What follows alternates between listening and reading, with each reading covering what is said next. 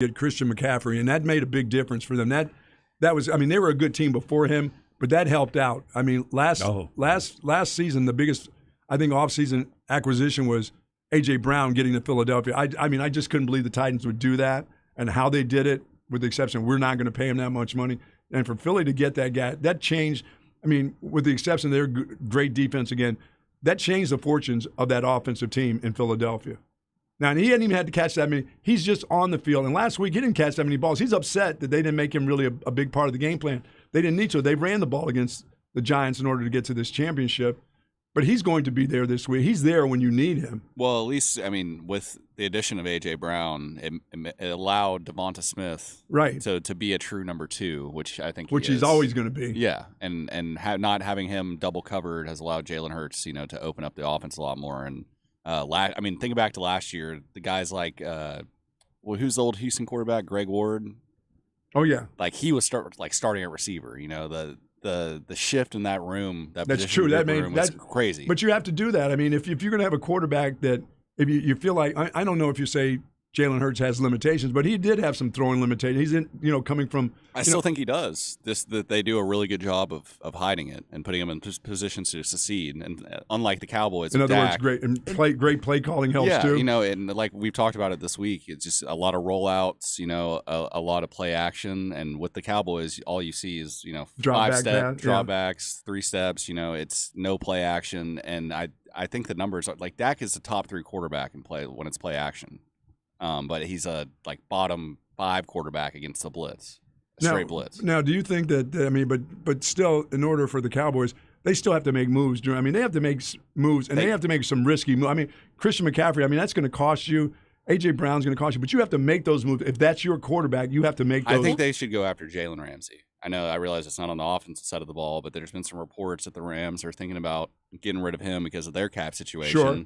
And I don't know how that would work out money-wise, but that's a guy that, you had a chance to get out of the draft. You picked Ezekiel Elliott ahead of him, which, I don't know. Do y'all think that we're like 6 years removed from that draft? Do you think taking a running back that high was a bad move at the end of the day? I'm being an old running back coach. To me, I thought in those days, I mean, I was a guy who said, hey, no, Giants, you take Saquon Barkley. Don't worry about your quarterback. Him and Saquon are the last two, yes, highly the top 10 running backs. At the time, I thought it was okay. I did. Now, it worked out for the first 3 years well. 6 years that is a long time. That is a long time to perform at a high level. And I think you saw when Pollard went out and Zeke came in that Zeke's a step slow. I would just say this. There's only special backs that I believe that can do that. I thought Zeke Elliott coming out could do it. I think Saquon Barkley can do it. I'm almost close to thinking Bijan is one of those guys too. If you have an opportunity, you've got to do it. I mean, if it's don't be waiting around till late in the first round. If the Dallas Cowboys want to get Bijan Robinson, they're going to have to move that number 26. I think he's going to be gone before 26. Somebody's not going to wait till 26 if he's available as a running back, right? Yeah. And I know you're the rookie deal and all that other crap. I think he goes between 10 and 20. Is kind of where he's going to go, and to me, I would draft him. I would sure draft him wherever I was in the first round. I think he's that kind of back. If you give me 6 years of Zeke Elliott and give me 6 years of Bijan Robinson, I'll take 6 years of Bijan Robinson. He's maybe not quite the blocker that Zeke Elliott is, but he's got way better hands. That's not why I get him. No, I mean, his receiver skills, he can really, really catch the ball. And I'd be throwing the ball to him 3, 4, 5 times a game. In some way, whether screens or swing screens and all that stuff. I don't need him. I mean, I like the way Bijan gets down the field, gets to the middle of the field and catches against linebackers and even safeties, and nickel guys. I mean, that's fine with me.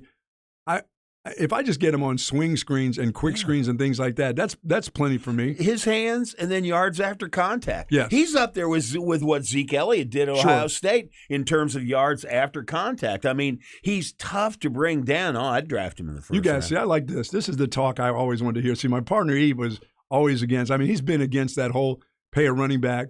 Because you can get 2 of them for the price of none. It just depends on who it is. I mean, the data kind of is on his side. It is on his side. It's just not with Bijan. But if you're a team like the Eagles or maybe even the Chargers. Or maybe even the Cowboys. You got a great defense. When you don't have like a huge need at any particular, especially if you do have a need and there's not a guy there that's, a first-round talent. Yeah, I mean, Jerry Jones is always going to take his top available position, the guy that's at the top of his board. And that could be Bijan Robinson. The only thing that worries me about the whole scenario of him going to the Cowboys is Jerry Jones hates Texas. I mean, I don't care. I mean, he's going to love him if he's playing great. He's going to not only love him for the first couple of years, he'll then sign him to a massive contract, and you'll all be bitching about it in a couple of years. Do you not? I don't. It's kind of similar to the Amari Cooper situation when they traded him, and then they didn't want to sign Odell Beckham for a lot of money because then it would be like, why did you even trade Amari Cooper in the first place? I was not even a big fan of Amari Cooper anyway. I just didn't think he played up when the big games came. I just didn't see enough of him. He was more of a powder. He just didn't come across as a very physical guy. And then he goes to Cleveland where there's nothing going on and has a great year. I mean, he always has the numbers. Yeah, I mean, he's a numbers guy for sure. But it's just that whole attitude when he'd go on the road and play against a really good defender. I mean, that guy just didn't show. He just didn't show enough. Against the regular teams, he'd have 8 catches. Against the Commanders, he balls out. They never replaced him. I mean, they never adequately replaced him. And they just kind of I was so impressed. I mean, we all love Micah Parsons and everything. But I was really all season long impressed with CeeDee Lamb. I really was. I mean, because you didn't really know if he could really make that turn. Because I didn't know whether he was going to be able to perform. And he ended up, I think, having a season that you can be proud of. I thought he had a great game on Sunday. My wife, you'll like this, as a young Catholic student, my wife started to call him the Lamb of God. Oh, really? CD, the Lamb of God. Let me just say this. He did do something. I mean, he had some of those fundamental flaws too. Make the great catch, drop the but that's done with now. Yeah. He makes all the catches. Well, that one catch he had going down the field where he had to readjust, kind of underthrown. I mean, it would have been pass interference either way, but that was, one of the best catches I've seen from him all year. I think he's very reliable now to the fact that he makes all the catches. He makes the ones on the sideline. He makes the tough catch. He makes the easy catches that before he would be like, 1 in 3, it would hit the ground. You'd go, come on, CD, that's an easy grab. He makes them all now. He plays like an all-pro at all-pro level. And without that counterbalance receiver on the other side. I mean, Gallup is not up to. You say what you will about Amari Cooper, but I'd take Amari Cooper over Gallup. Well, yes. And so, CeeDee Lamb had to perform most of this year kind of as a one-man band. And I think he did a great job. And, guys, I will say this about Michael Gallup. I mean, but the year before he got hurt, he was very effective in what he did. Because actually he was playing more like the number one than the other guys were, and he was getting a lot of balls. And Dak looked to him a lot. I think he's still – that knee is not – his explosiveness is not – where you thought it was going to be. Now you could say, this part of it should be. It's way over a year. This guy should be ready to go. Okay, but he's not. And whether it's did he work hard enough, the knee's just not cooperating like he thought it was going to. You can just see it in the routes and the way he runs the route. First couple games back, we're going to look to him. We're going to throw the ball to him. He's going to catch a high ball over the middle because he's just tall and he's got good hands, so he's going to make those catches. But the explosion of him coming out of routes, it's still not there. And that may be another year. And maybe he may be a different. Sometimes that's a 2-year thing. Yeah, and he may be a different guy next year. I would expect he would be different. I don't think he's a guy who's a loafer and didn't do a good enough job in rehab and everything else. I just don't think that the knee cooperated with him. It just wasn't ready. Maybe it is a 2-year thing. But when I say splash guys, getting T.Y. Hilton, that's not a splash to me. That's just putting up another guy would get a couple numbers. Maybe he'll catch a ball a game. I'm talking about getting guys like A.J. Brown and going to Christian McCaffrey. When your team is good, you got to strike. You got to make. Jerry doesn't like to make those deals. That's what bothers me about this. That window of opportunity, when you got a quarterback like this, they're really, really slim. That's right, and you're in a division where it's getting better. Where the Eagles are like that. The Eagles will pull the trigger on a deal any day they want. They are always out. You know who's out of it? Jeffrey Lurie is out of it. He's let Howie Roseman. He's letting him do all the work. He's like, this is why I hired you. I'm paying the checks. Jeffrey Lurie used to be involved in all of that stuff. He was always wanted to be in personnel. He wanted to be an owner like Jerry and get involved in everything.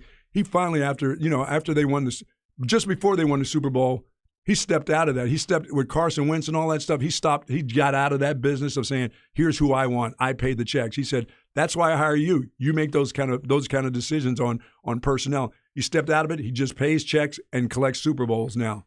That's what he's into now. And that Jerry's probably never going to do. We're probably never going to see that. But there needs to come a day. Well, if it comes when he down, dies, I guess if it comes down to the Bengals and the Eagles, who you going with? I don't know yet. That's in my mind. You got to see the. I just got to see how the championship goes and how guys come out of it health wise. Yeah. Do y'all think that the NFC has the top 2 defenses left out of the 4 teams? Yes, I do. Do you think that might be the biggest factor in the Super Bowl? I think it's going to be both lines of scrimmage. I think some of that will be offset by that Philadelphia's offensive line. Because that's a salty group. Yeah. And people will say San Fran has a pretty, I don't think not as good as, I think the Eagles may have the best line in football. I think they've had it. Well, Charles Omenihu is playing this week. He week. is playing, yeah. He's not, they're going to let what goes on with the law take its course with him. I got to say that, the Cowboys defense, they played really well against San Francisco, I felt. They did. I felt that they could make the claim that we're, our defense is just as good as the 49ers. I think the weakest. You look those 4 teams, and getting to the 4. Those 4 teams have pretty good defense. I think the worst of them all is Kansas City. Chiefs, yeah. Yeah, they got the one big man on. He takes up a lot of space. But they have the best quarterback far and away. I still believe that. Yes, yeah, they do. But not on a one leg. Not on one leg. Don't know. I think on one leg he's still better than Jalen Hurts. I do not. He's not better than Joe Burrow on one leg, but.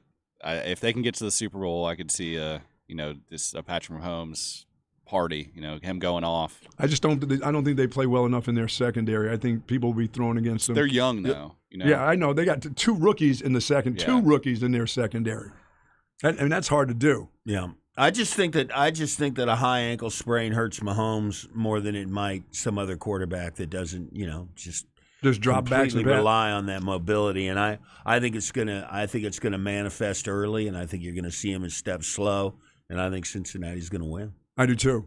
Well, I think, like you said, I think we see Cincinnati. I think we see Philadelphia. I think if Jalen Hurts, he's fine health wise, and he's not going to hesitate to run when the pressure comes. He's going to run, and I think that Philadelphia's defense is going to put pressure. Brock Purdy's going to get sacked more than once. They're going to come after him.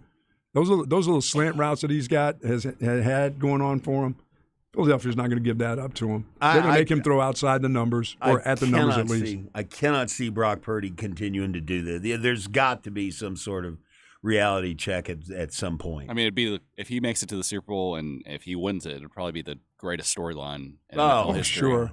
Mr. Irrelevant to Super Bowl champion. Last player picked in the draft. Oh, it would be it would supersede the Nick Foles Super Bowl even, I would say. Yes. Yeah.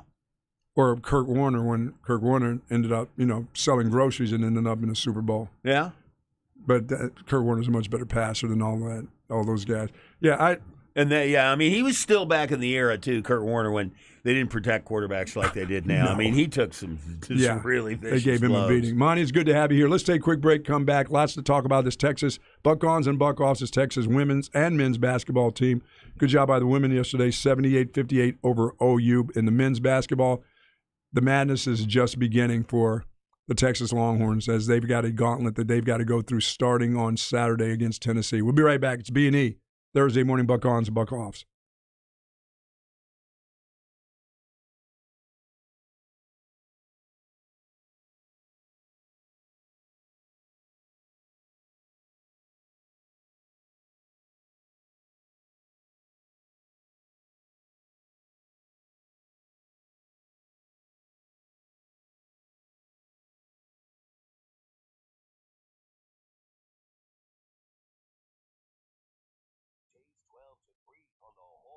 Folks, Tony C's Pizza and Beer Garden now open at Anderson Lane right near Shoal Creek and in Round Rock right outside the right field foul pole at the Dell Diamond. And the reviews are in, and it is a buzzing. Tony C's Pizza and Beer Garden is a hit, serving New York-style pizza and authentic Ciola family Italian food. Now, the Cobb salad is my best. As a matter of fact, I had the Cobb salad last night. Thank you very much. Few things go together better than the New York-style pizza and ice-cold craft beer, of course. And they've got 30 beers on tap just for you. And, of course, wall-to-wall TVs. Tony C's Pizza and Beer Garden, best place to catch all this NFL football, of course. They've got the Sunday ticket and, of course, the SEC network for you and NBA. and college basketball all season long. The atmosphere, nothing but a lot of fun. Tony C's Pizza and Beer Garden now open for lunch and dinner in Round Rock, right out there in the Dell Diamond, and, of course, in Austin, right near Anderson Lane. I'll see you at Tony C's Pizza and Beer Garden.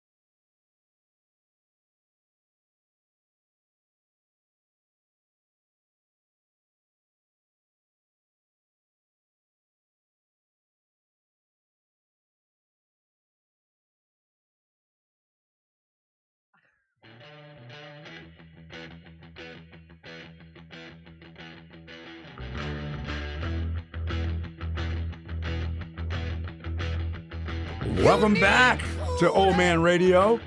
Little Led Zeppelin way back in the day. I like that. Yeah. I like that an awful lot. Was Monty that for Williams Old Man Radio there, Ty? No, I love all eras of music and all kinds of music. And this one right here in particular. This is one of the best right here. Next you'll throw me some Deep Purple or some Jethro Tull before it's all said and done. Aqualung. Way down inside. Way down inside right there for sure. Monty Williams joining me this morning. He is out till Monday. We'll see him on Monday. Lots to talk about. We got the NFL, the big weekend right now before we get to the Super Bowl. And, of course, buck-ons and buck-offs. And I'm going to have to say buck on to LSU. Good job, LSU. Making sure Brian Kelly got a little extra something in his first year because expectations, I don't think they had expectations that Brian Kelly was going to do as well as he did in year number one. He signed a $100 million contract for 10 years. So in year number one, they decided to give him an extra $1 million by accident. Somebody gave the dude extra $1 million and change. How does that happen? Isn't that the state that couldn't pay coaches because they didn't have the funds to make a lot of payments to LSU? Weren't they struggling to hire because of the money? They were talking about having to potentially shut down the football program because they didn't have enough money a few years ago. Boy, that's real likely. Yeah, but that's very likely. They'll shut down LSU football. Now what they've done in year one of a guy who's making $10 million, they decided to give him $11 million. And now they're looking for their money back, which they'll get in 2023. They'll find ways to do it. But who makes that error? Who makes the error that you're getting paid $1 million over what you're supposed to? I guess when it's 10, what the hell does it mean to get 11? Well, who undertakes the strategy that we're not going to give the real reason why we're giving him an extra $1 million, so let's call it a mistake? Yeah, that's what they said. They said it was an accident. Your spin? They called it an accident. Yeah, I mean, he should have gotten some extra money just for that accent. Remember when he first signed on and came in? And believe me, there were bonuses already added into that extra $1 million that he got. There's probably another couple million that he got for what he did in the first year. Yep. But I'm just thinking, man, if I made that mistake and I was in the accounting department and I was paying a guy, he got an extra $1 million for the year. Somebody's coming after me. And somebody's coming after somebody at LSU for that, too. Yeah. That accident's going to cost somebody their gig, probably. But Brian Kelly's paying it back. It's a great night. If they do those. Tiger. I'm here with my family, and we are so excited to be in the great state of Louisiana. God. He's going to do all right, though. That guy can coach. Oh, yeah. No, he's ultimately been successful everywhere he's been.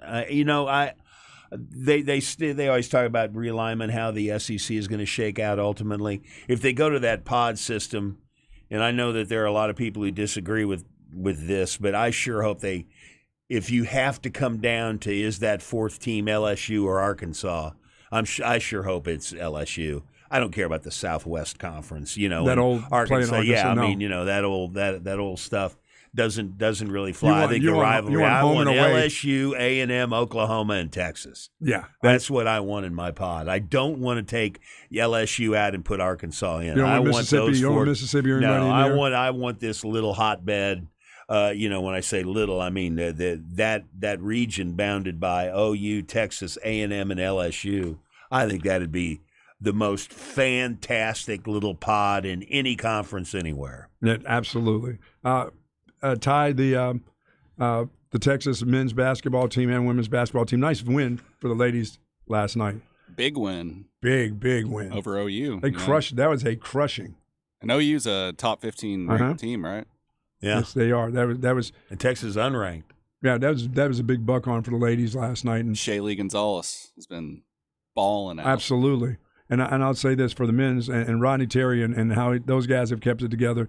That to me, Monty, you talk about a mature basketball team, and to have some of these older players on your basketball team, and the way they're kept this thing together right now, 6-2 in conference play, in the toughest conference, night in and night out. I mean, they'll be tested. They're going to be tested on Saturday.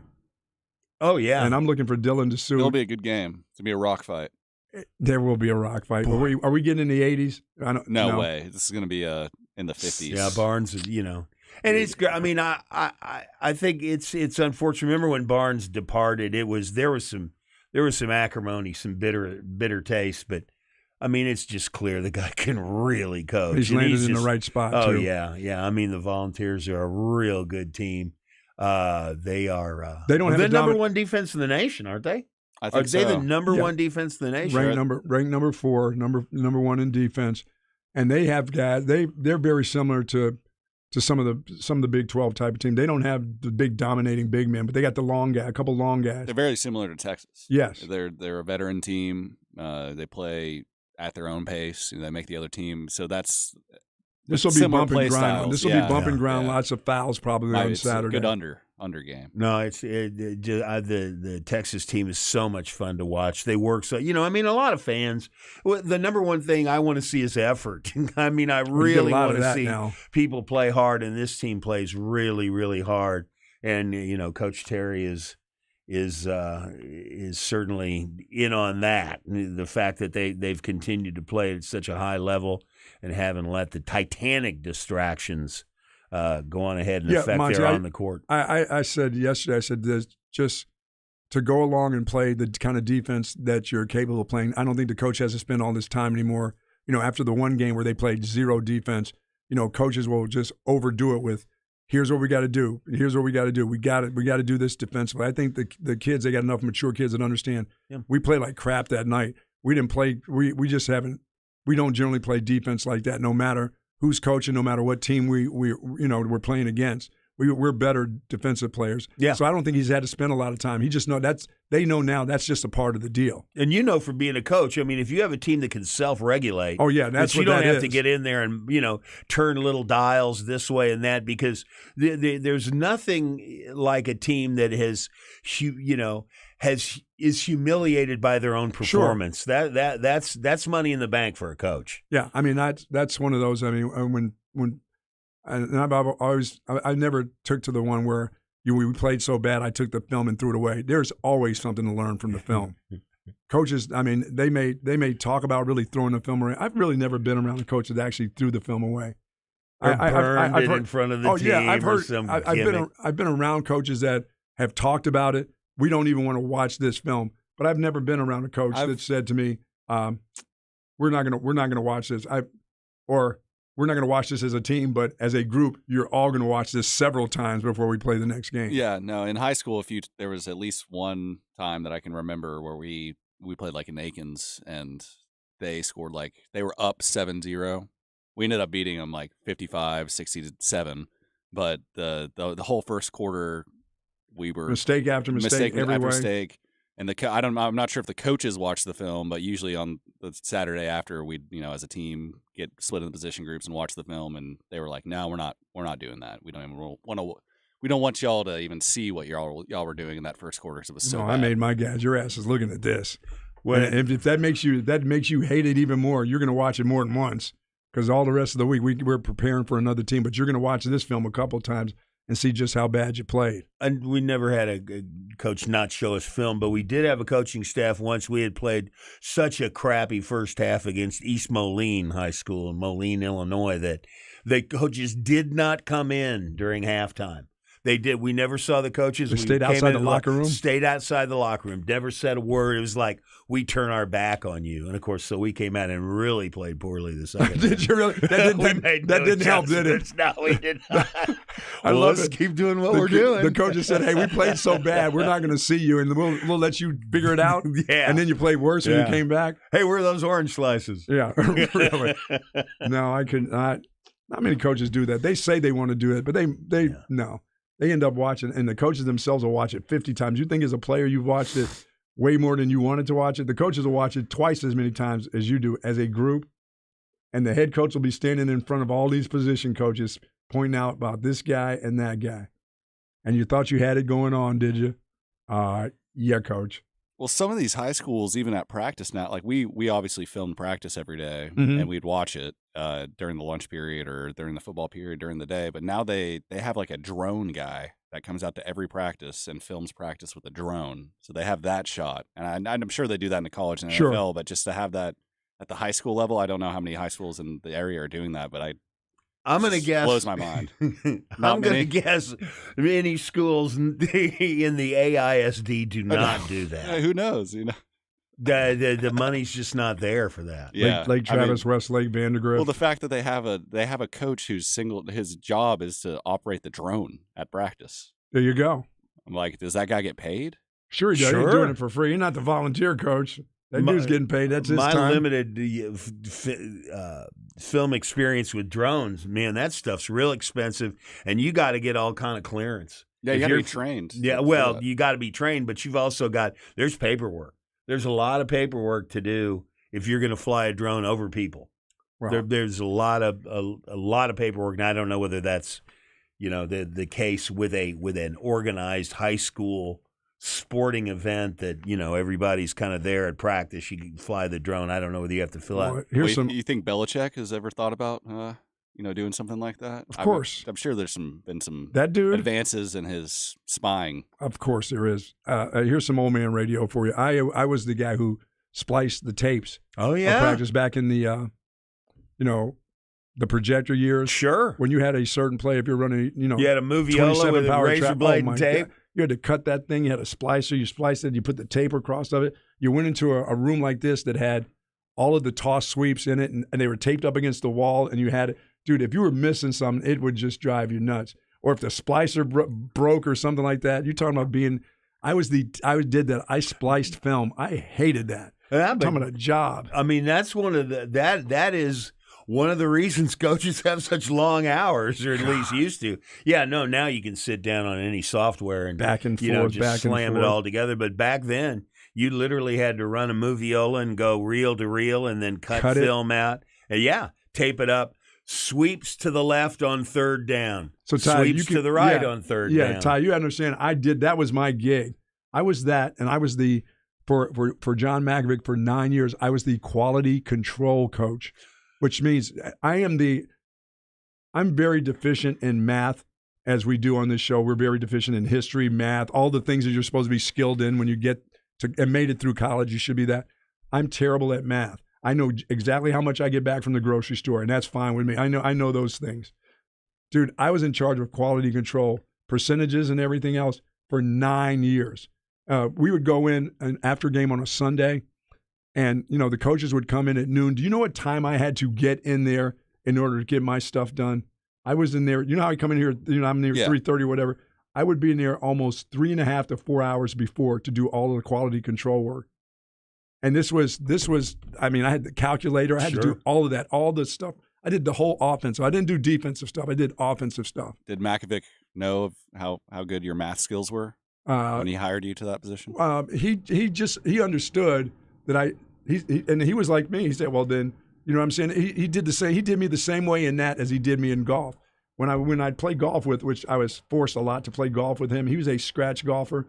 And I would meet with him, and I would say, so how many strokes will I get today, Coach? He goes, you just need to play better. I'd be like, wait a minute. In all fairness, you're a scratch. That's why they have handicap systems, so that it's an even. He didn't care if it was even or not. And so the same thing with that. He's like, well, then you probably should get in here a little bit earlier. Dude, I'm in here 3 hours before you guys even think about coming in here. But that was a part of the job I got when I was at Illinois, and it stuck with me straight through Texas. A coach that came up through the video ranks, so to speak, is Spoelstra.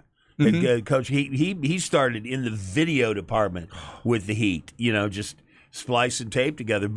And I'm sure you're aware of it.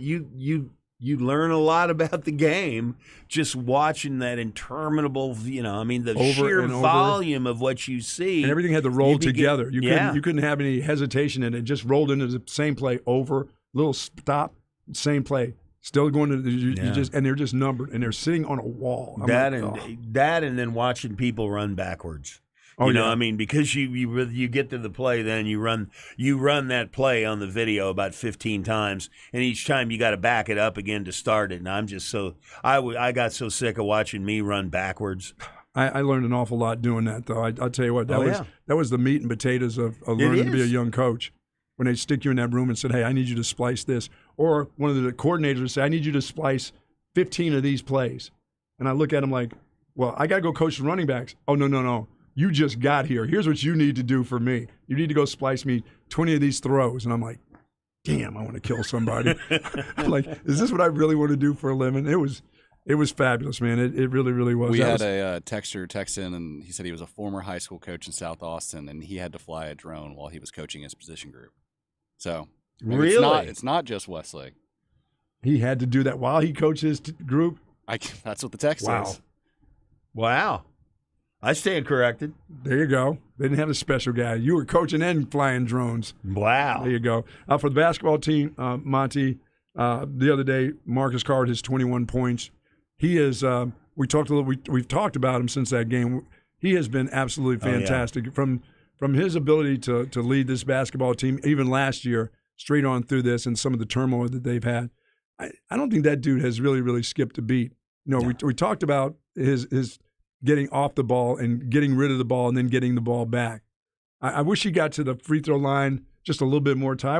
I wish I'd see him at the free throw line more. I just know he's not 6'4", you know what I mean? He's not that guy when he goes to the hoop. He's going to be a body guy. And to lose the weight he's lost, he does get rejected now. So does Tyrese Hunter. Yeah, Tyrese Hunter is thin. Oh, yeah. That's why he only shoots threes now. I don't know what changed over the past few months in his game. Since he got here. But when he got here, he was scoring 20 points a game. And we haven't seen that in at least a month. Yeah, they become shooters. But Marcus is not only a shooter. He'll go in there. I just wish he went more to the free throw line. I love his defense. I love the way he can jump passing lanes. Yeah. He is really, his anticipation on defense is great.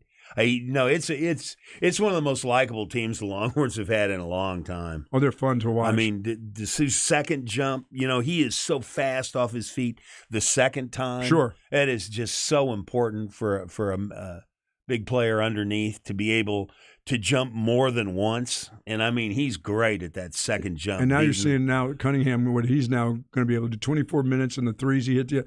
If that keeps up, that bodes well for this basketball team. My son played with Brock Cunningham on youth basketball. I think that long time ago. I think for long term for the remainder of this year, if he can continue to hit his threes, that is going to put a lot of pressure on a lot of teams. No question. They've got the best bench in the Big 12, averaging almost 27 points a game. There's not many in the Big 12 that are doing that. They're Big 12. They top heavy when it comes to starters, but some of the benches aren't that good. This team has a really good, solid bench of veterans that come in and really, really play well. We'll take a quick break, come back, talk some more basketball, more football. I've got to ask Monty. Yesterday we talked about Big 12 and the newbies coming into the Big 12 next year.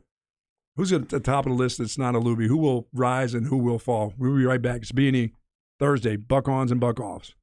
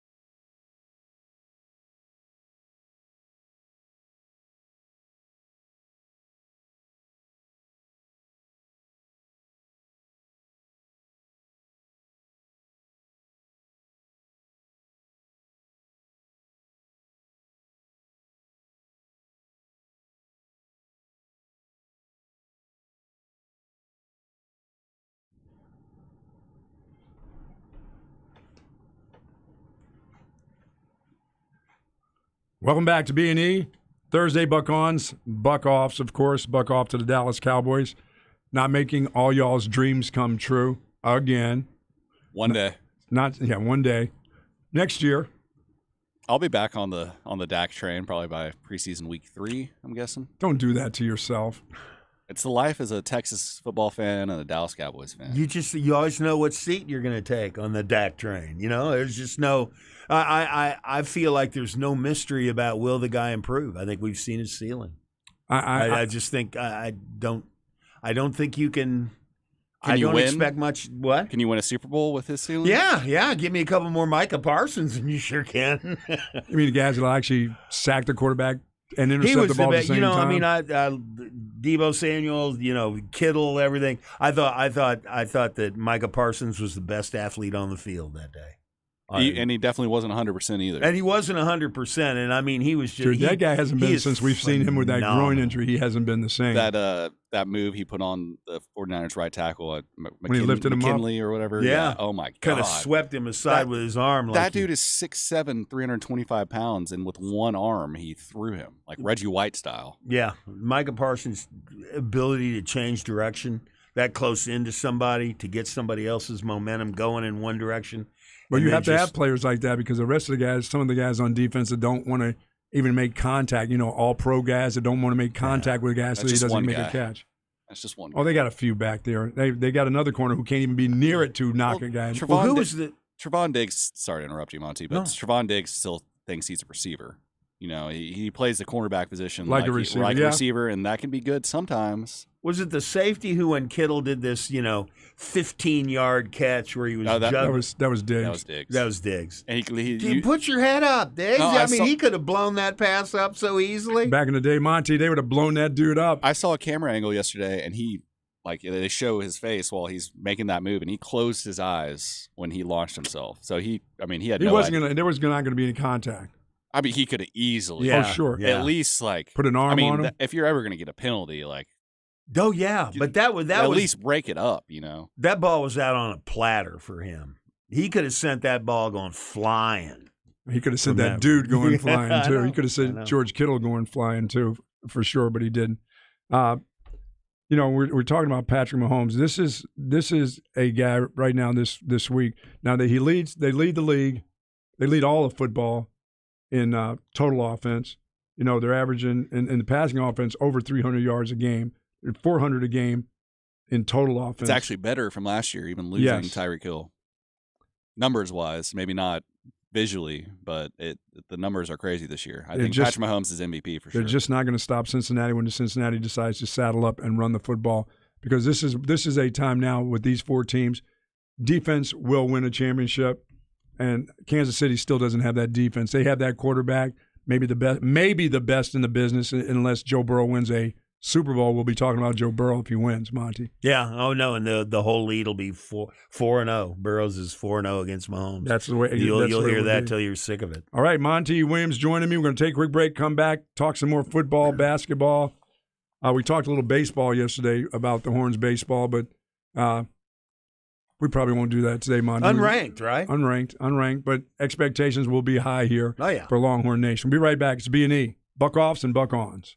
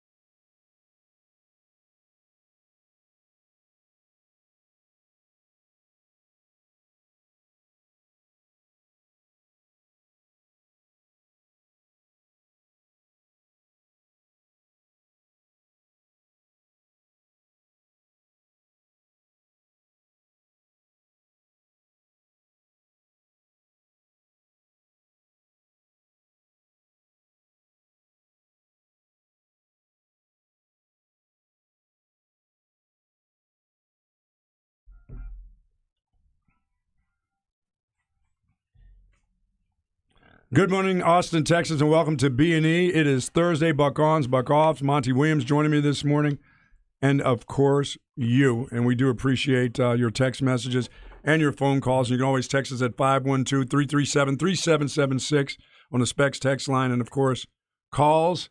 It all depends on how you guys treat Ty. I mean, if he thinks you got a good call, he'll take a call at 512-447-3776. But he does screen the calls. You can't just jump on and start rambling away like you like to ramble on the text line. Ty will like to know what you want to talk about. Ty's a pretty judicious gatekeeper. No, he is pretty good at that. I try to be. It's hard sometimes with our listeners. Yeah, well, he has to hold the fort down with us when we do this part. So, well, there's certain things you can't control, and there's others that you can control. He can control that. What he can't control is the madness that starts in here. Yeah. Well, I mean, that's hard to do. And then the texters always seem to want to control what's in here, and they have no chance. I'll tell you, the texters though, if you got a question, it's it's quite a good research tool. No, the texters will find the answer. No, I've loved it for over 20 years. I love each and every one of them to a degree, and then I just stopped loving. You know what I mean? Well, my guy CB, he helps me out every morning. Oh, CB is like fabulous. Google. Anything I miss or E. Hogan misses, he's tagging us in it instantly, letting us know. So I appreciate it, CB, up there in Washington, right? The Great Northwest. Yeah, I mean, there's nothing wrong with having a gatekeeper. I got one at the house. Ah, yeah, and believe me, he's doing a fantastic job each and every day. Not an opportunity missed by the gatekeeper. You know what I mean? Not an opportunity. If there's an opportunity there, the gatekeeper will be there to keep me in line.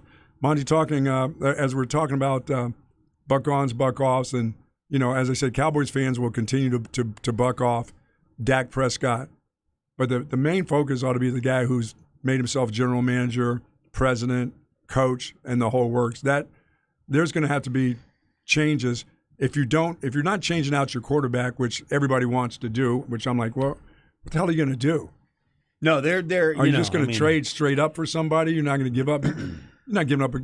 You're going to give up something if you decide to get rid of Dak Prescott. And Cowboys fans, what else do we have to trade?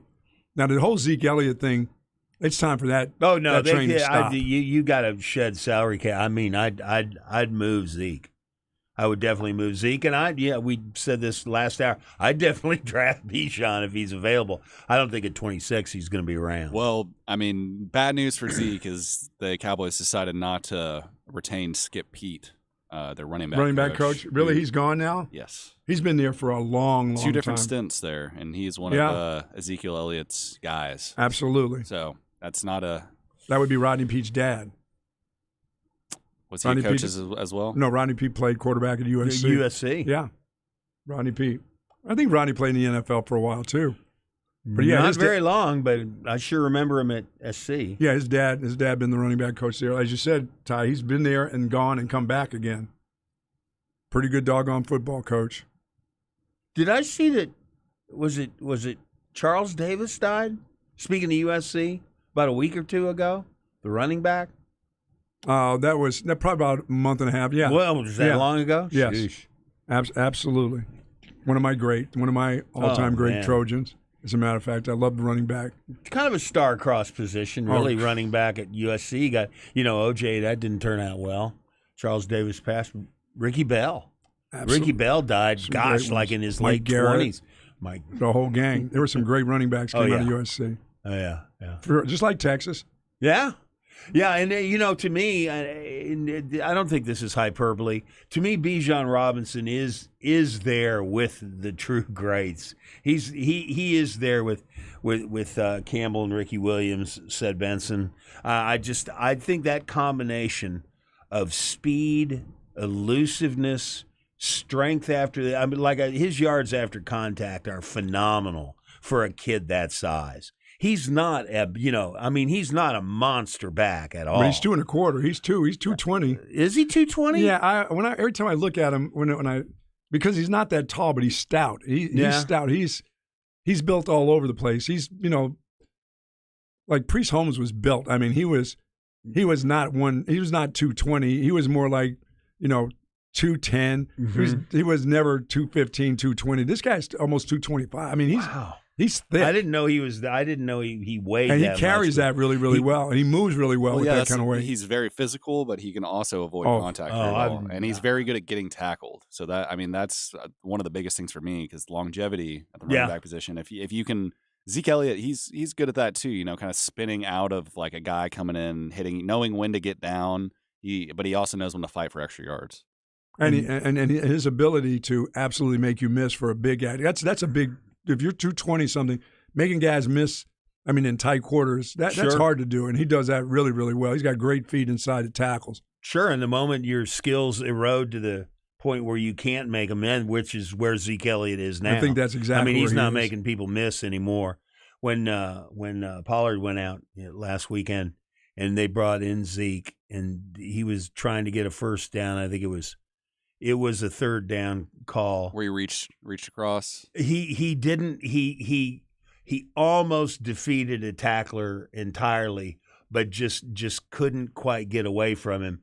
He did make enough yardage that then it was a 4th and 1. They went for it and got it.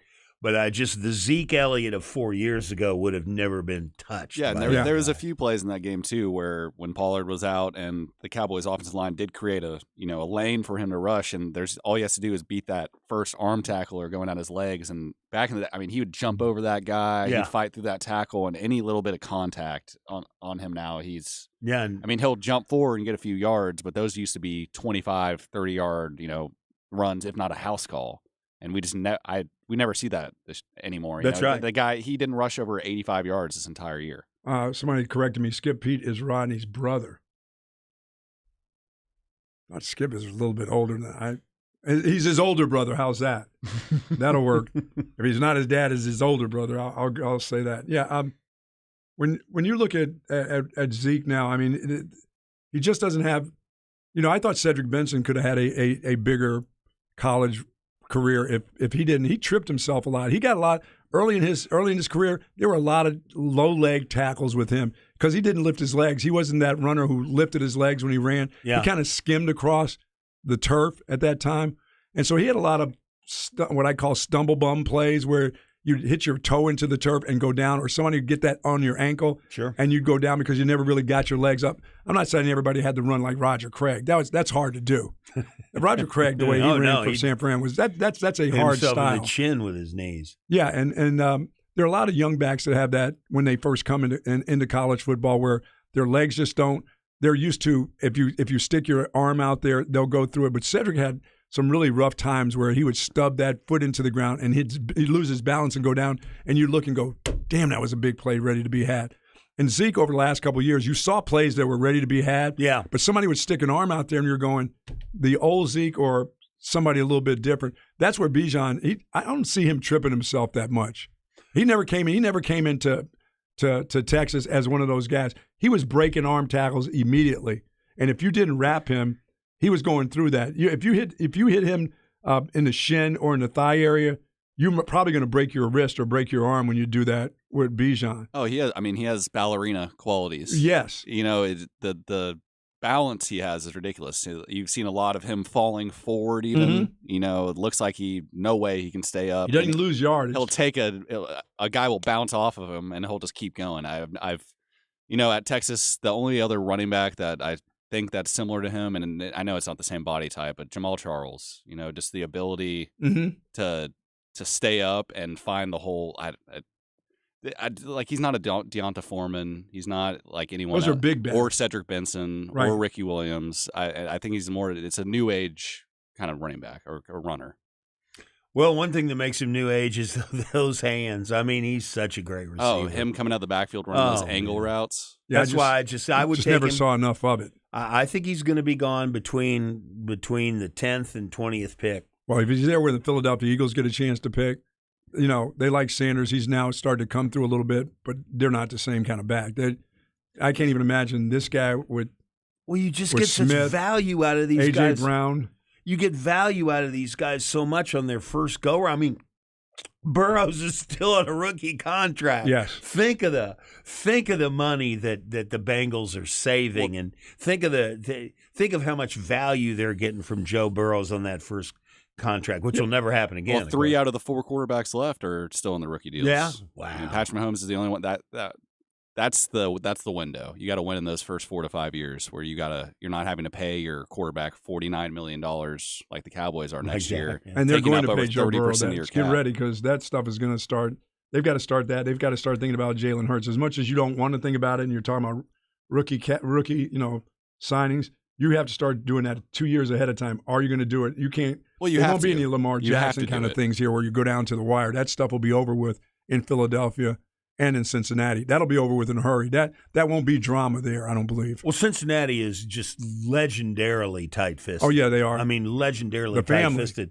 But I do think that when you're talking about – so when we were talking during the break, I mean, you got the Heisman Trophy winner and national championship winner that's now looking at maybe winning his second Super Bowl in his, third year? Well, winning his first, but being in it. No. I'm talking about Burrow. Oh, yeah, being in his second. It would be his second Super Bowl win. Or first. It'll be a first. He didn't win. They didn't win. They lost. The Rams. That's right. That's right. Oh, God. But he'll be entering the possibilities of entering his second, winning a national championship and a Heisman Trophy. Yeah. How many guys have done that? Won a national championship and a Super Bowl. I'll have to look that up. No, Patrick Mahomes did not do that.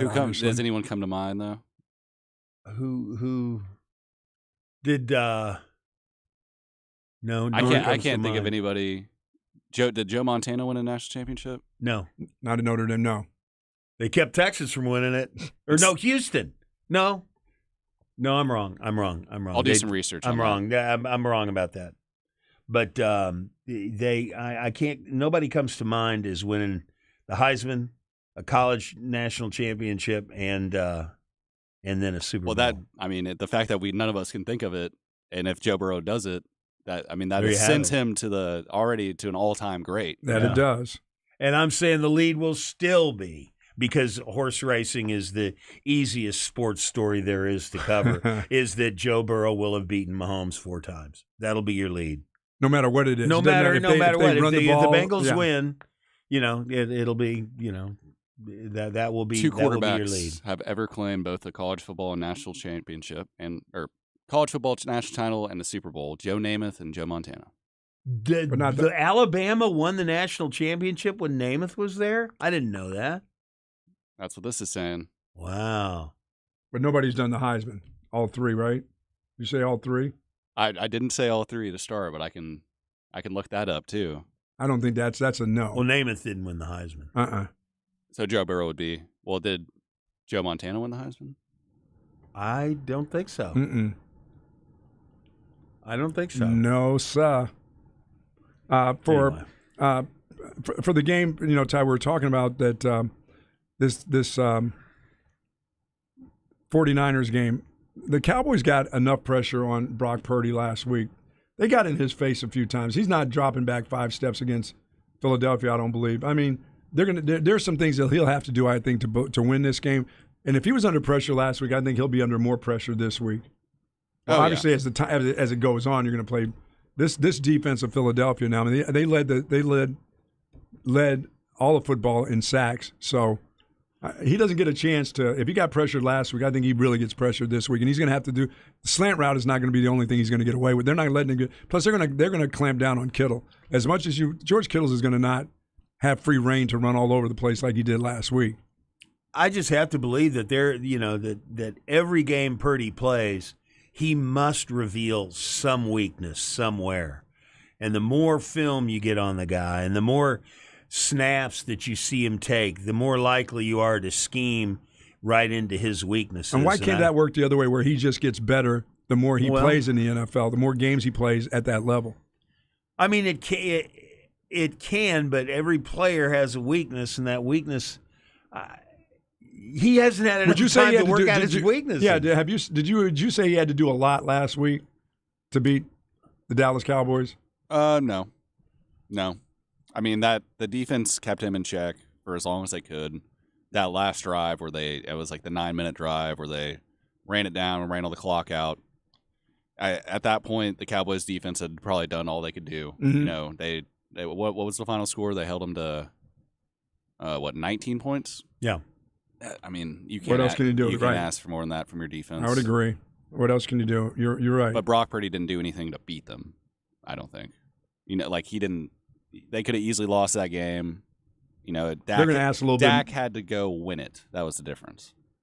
Yeah. Brock Purdy never was in a position where he had to go win the game. Yeah, he did make some nice throws. And he hasn't been in that position since he's been the starting quarterback. That's true. Just had to win. So that's what I was saying. Like going into last week's game, I thought the best shot they had was, going into the fourth quarter with a 6 to 7 point lead and making Brock Purdy go down there. They should have won. I mean, the Cowboys, they should have won that game. They had it. They absolutely had that game. And why is that these Joe Montana types and Brock Purdy doesn't get the ball batted down. That surprises me. He's not, what is he, 6'1" maybe? He's not a 6'3" guy. He's not. He's a 6'2". fake 6'2". Is he a fake 6'2" guy? He just looks young and skinny. Like I think he's a little bit taller than we give him credit for. I think he's probably a little bit shorter than Dak, if not the same size. Got a nice throwing motion at every angle. Yeah, no, because they don't block passes. He doesn't get passes knocked down. That's what surprises me more than anything. He doesn't have to set in the pocket. They don't drop him back anything but maybe 5-step. He doesn't get back to a 7-step drop where guys can jump up and knock the ball down. And if they do get opportunities, he's got a nice arm angle. He throws the ball. He's got pretty good strength. Yeah, I don't know whether getting the ball knocked down by a defensive lineman is a function of the quarterback not getting enough air, not throwing it over, or whether it's the fact that I'm reading my receivers and where they are, and I turn. I think linemen are jumping a lot more, trying to block a lot more passes. Well, yeah, I mean, they're more athletic. There's some linemen that they realize they're never going to get home on the pass rush, yeah. so they just. They you see just J.J. wait back Watt like a rebound. Saw J.J. Watt do it a lot, over his whole career. But especially later in his career, he was so good at stopping in the middle of the pass rush, realizing that he wasn't going to get home, and just waiting and just almost hiding behind the offensive volleyball setting that the ball. And I think that's huge. Well, we know Christian McCaffrey is going to be banged up. That's a day-to-day thing.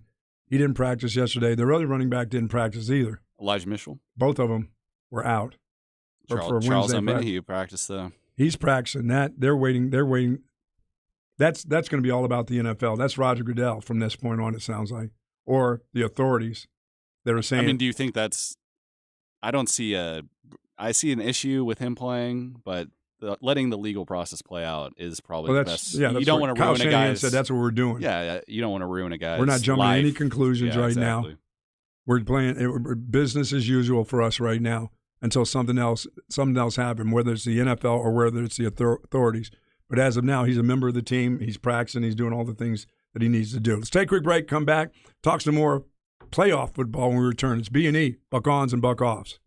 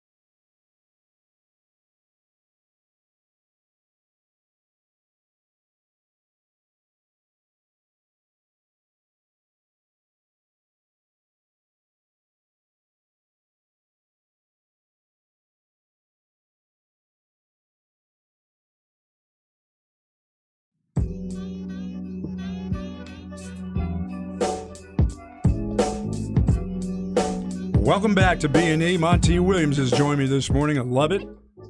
Ty doing his thing, you doing your thing. Specs text line, of course. And if you do want to hit Ty with a phone call, you may do so. 512-447-3776 is Monty and I, of course, we go through some old man radio. Of course, we do talk sports, too. And someone asked me the other day, who is the best pass-catching running back that I had? And obviously, they didn't mean forever. They meant when I was at Texas, not at Boston College or Illinois, because my Boston College running back was fantastic. A kid named Troy Stratford that left Boston College, was a rookie of the year for the Miami Dolphins when he was at BC. But when I got here, I mean, Ricky could catch the ball. A kid named Sean Mitchell was fantastic because he actually was a wide receiver playing running back. I mean, he had that type of body.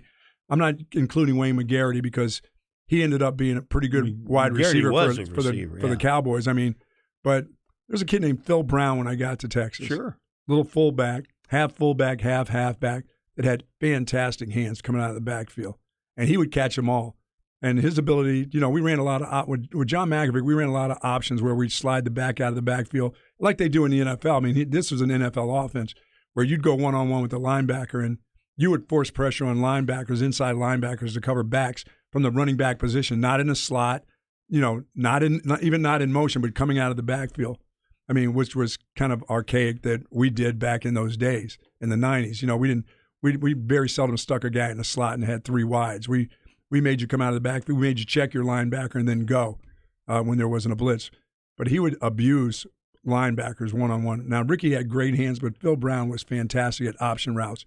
You know what? If the linebacker overplayed you, you just slide inside. If he underplayed you, you slide outside. He was fabulous at that. So he was the best. Now, some of the guys that will listen to the show, like Butch Hadnall, will probably say, "No, it was me." No, Butch, no. You had hands like feet. You had hands like feet. A number of you had hands. Did Howard Griffith had? Howard had really nice hands too. Did he have good hands? He ran really nice option routes. He was the out and up guy, out of the backfield, slide it up the sideline. Typically, running backs who have great hands play a lot of basketball. That's just. Oh yeah. That's how they develop those hands. It is funny you talk about putting running backs in the slot, using them as receivers, putting them out on pass patterns. It's not just simply a screen or a decoy or something like that. I'll tell you, I think give Bijan 1 year in the NFL, he's better than Christian McCaffrey. That's really? What I think. I believe so. It's a lot of statement right there. I know, but they're kind of similar.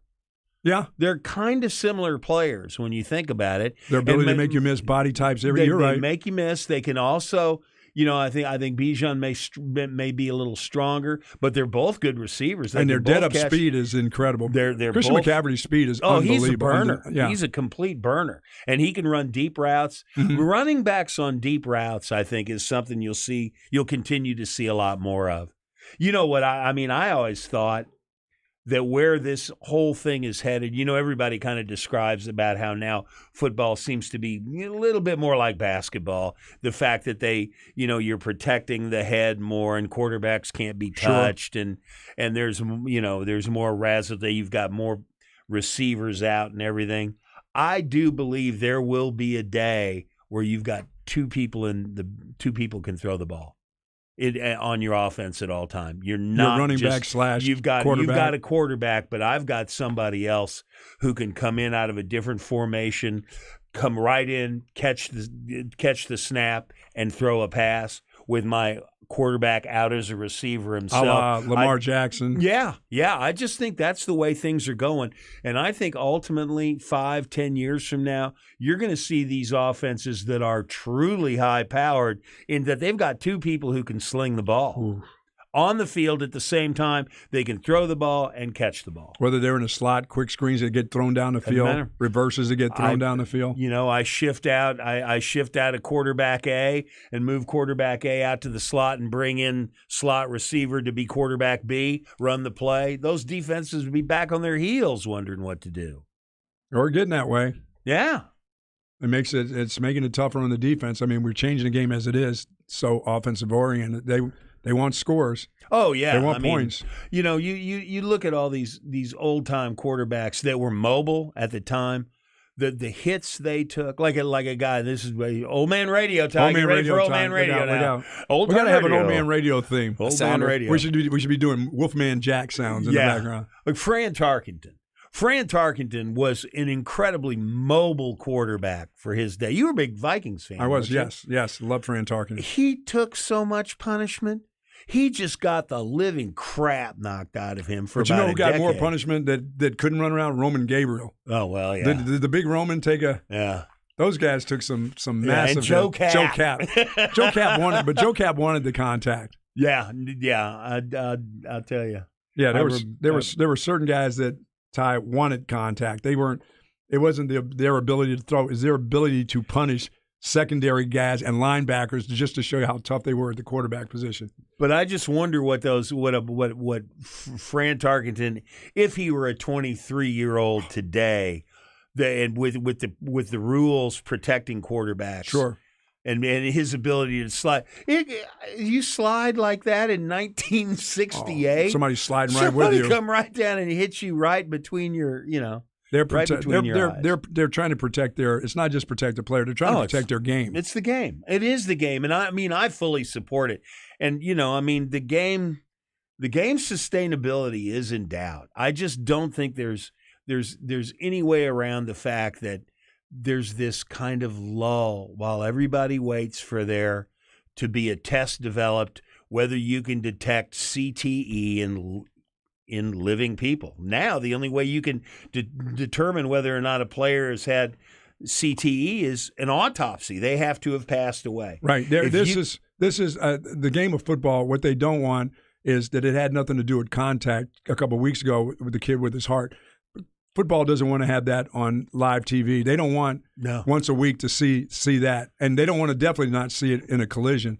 Well, the thing is that there, I think a lot of people focus on these giant, massive blow-up collisions, but the blow to the head on every play, on every down, especially the linemen that suffer that, the moment you have a test on a living human to determine whether or not there's any brain damage that's currently being done, CTE, and it turns up that that's true in high school players, the game's over as it stands now. I just don't. There's just you're going to have to wear big. You're going to have to wear those big eggshell rubber things. They do it. Some may practices. even remove the face mask. The thing is, no school board will allow it. No insurance company would cover it. Once they determine. And I'm not saying it's a foregone conclusion because it may be that it's much more of a rare phenomenon and it wouldn't. But I just feel like we're kind of in this area where we're about to find out that it may not be the sustainable game we think it is once the medicine can catch up, analytical medicine. Well, they can continue to coach it. They can continue to coach it in certain ways. And make equipment better. Let me just say this, and make equipment better. But the head in the game, the head is going to be a part of the game in football.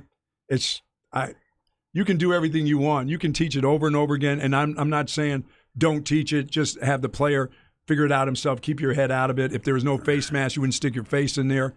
Yeah, they would. Yeah, sure. If y'all had to guess what the sport was with the highest concussion rate. Soccer. Women's soccer.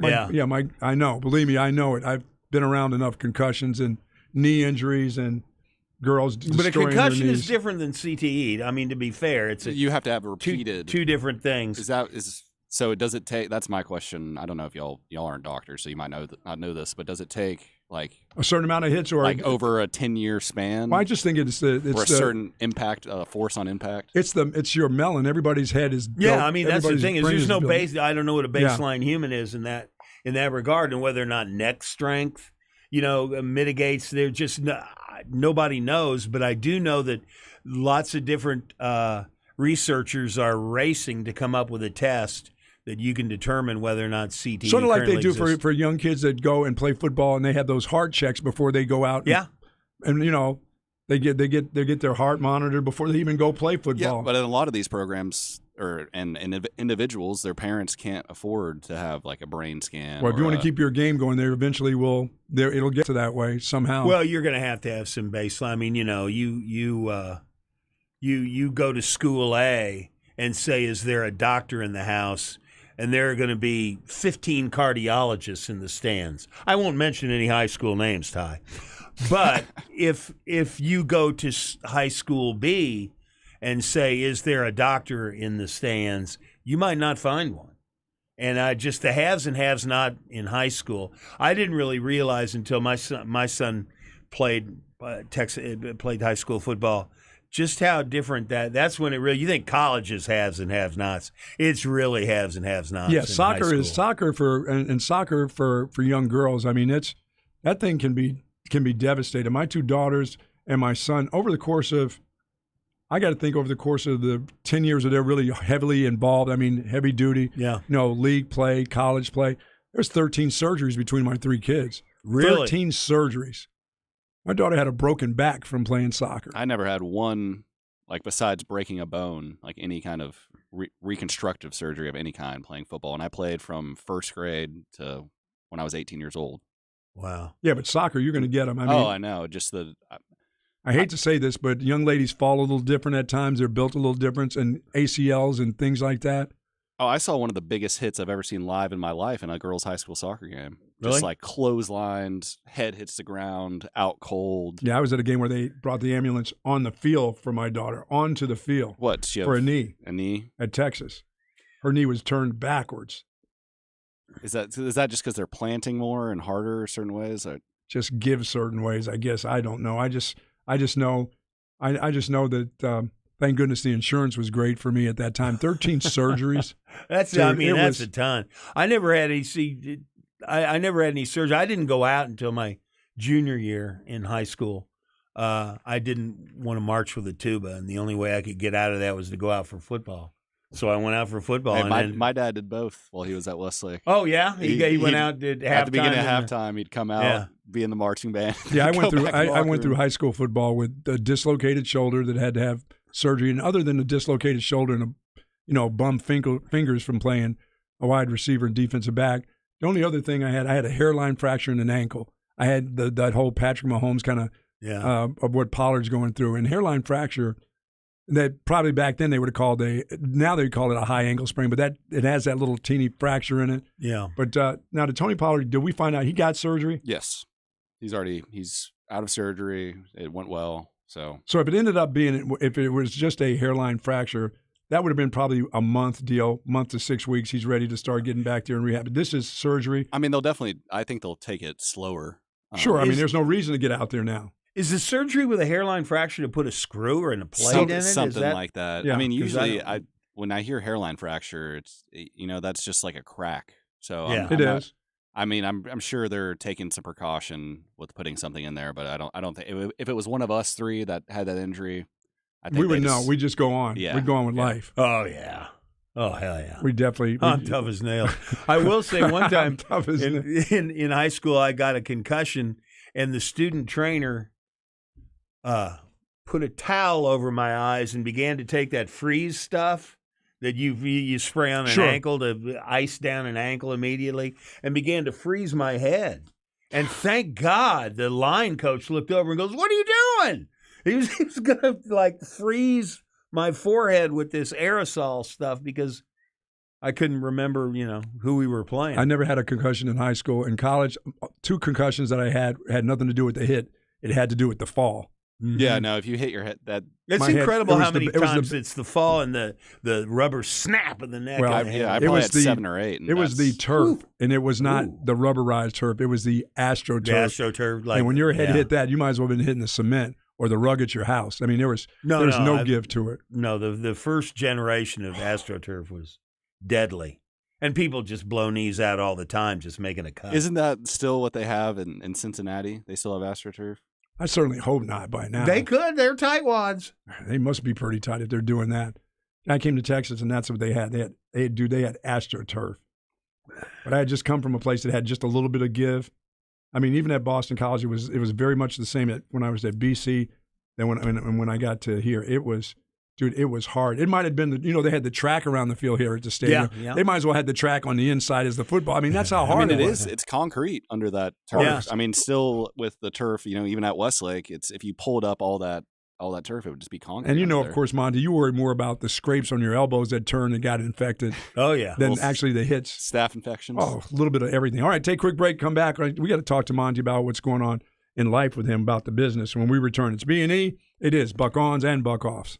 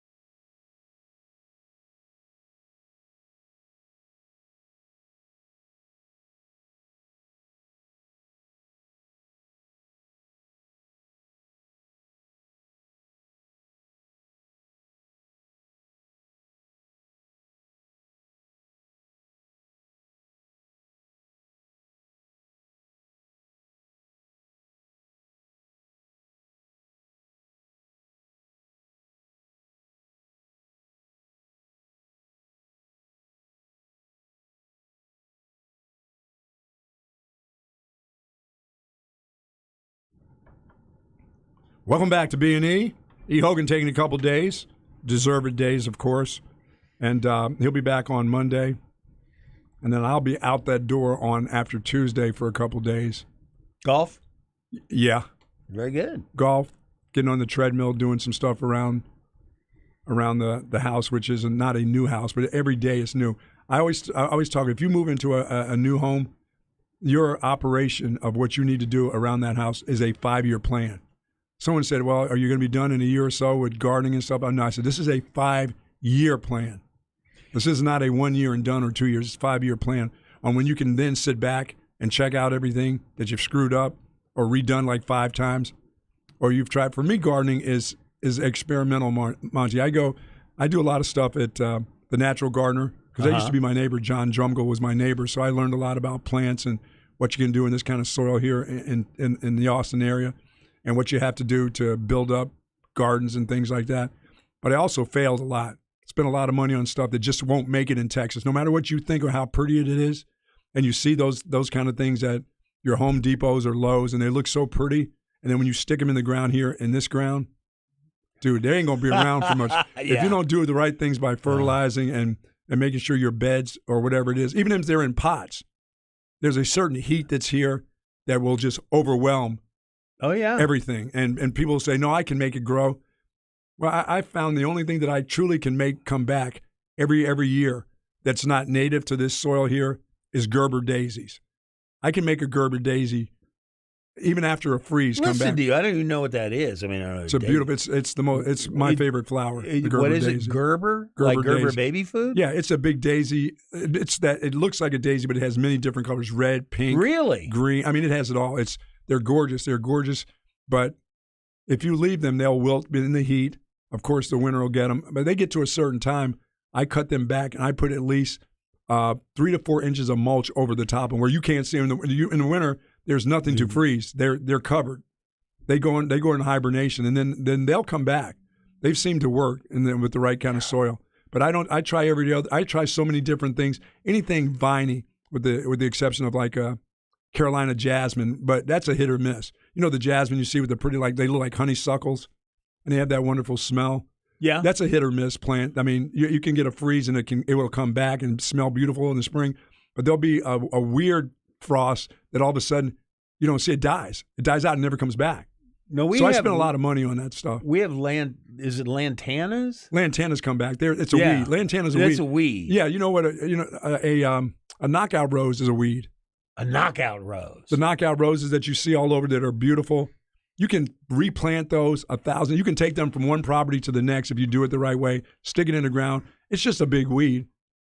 You know, it's almost like a blackberry, like the blackberry bushes if you do them the right way. Knockout rose and a Gerber daisy. Gerber daisy, knockout roses. I've never been fond of knockout roses because I'm a real rose guy. The teacups, you know, the different types. I've never. Bucky, I got to get you over to. We're on the verge of doing landscaping.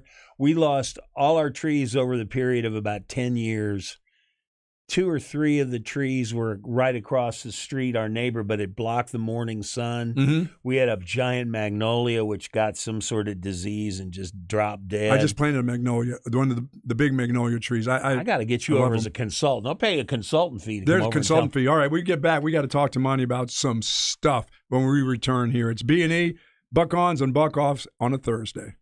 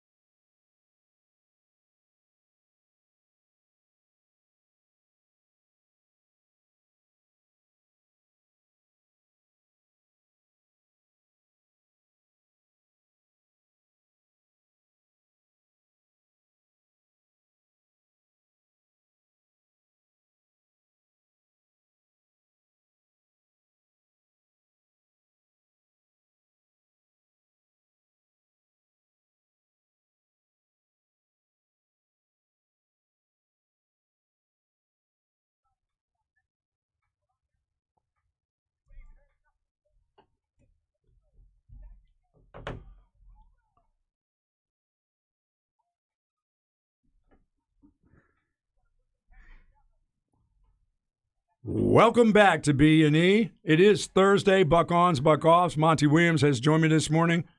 Ty doing his thing as usual and doing a great job at it. Of course, you, the listener, and the texters, we do appreciate it.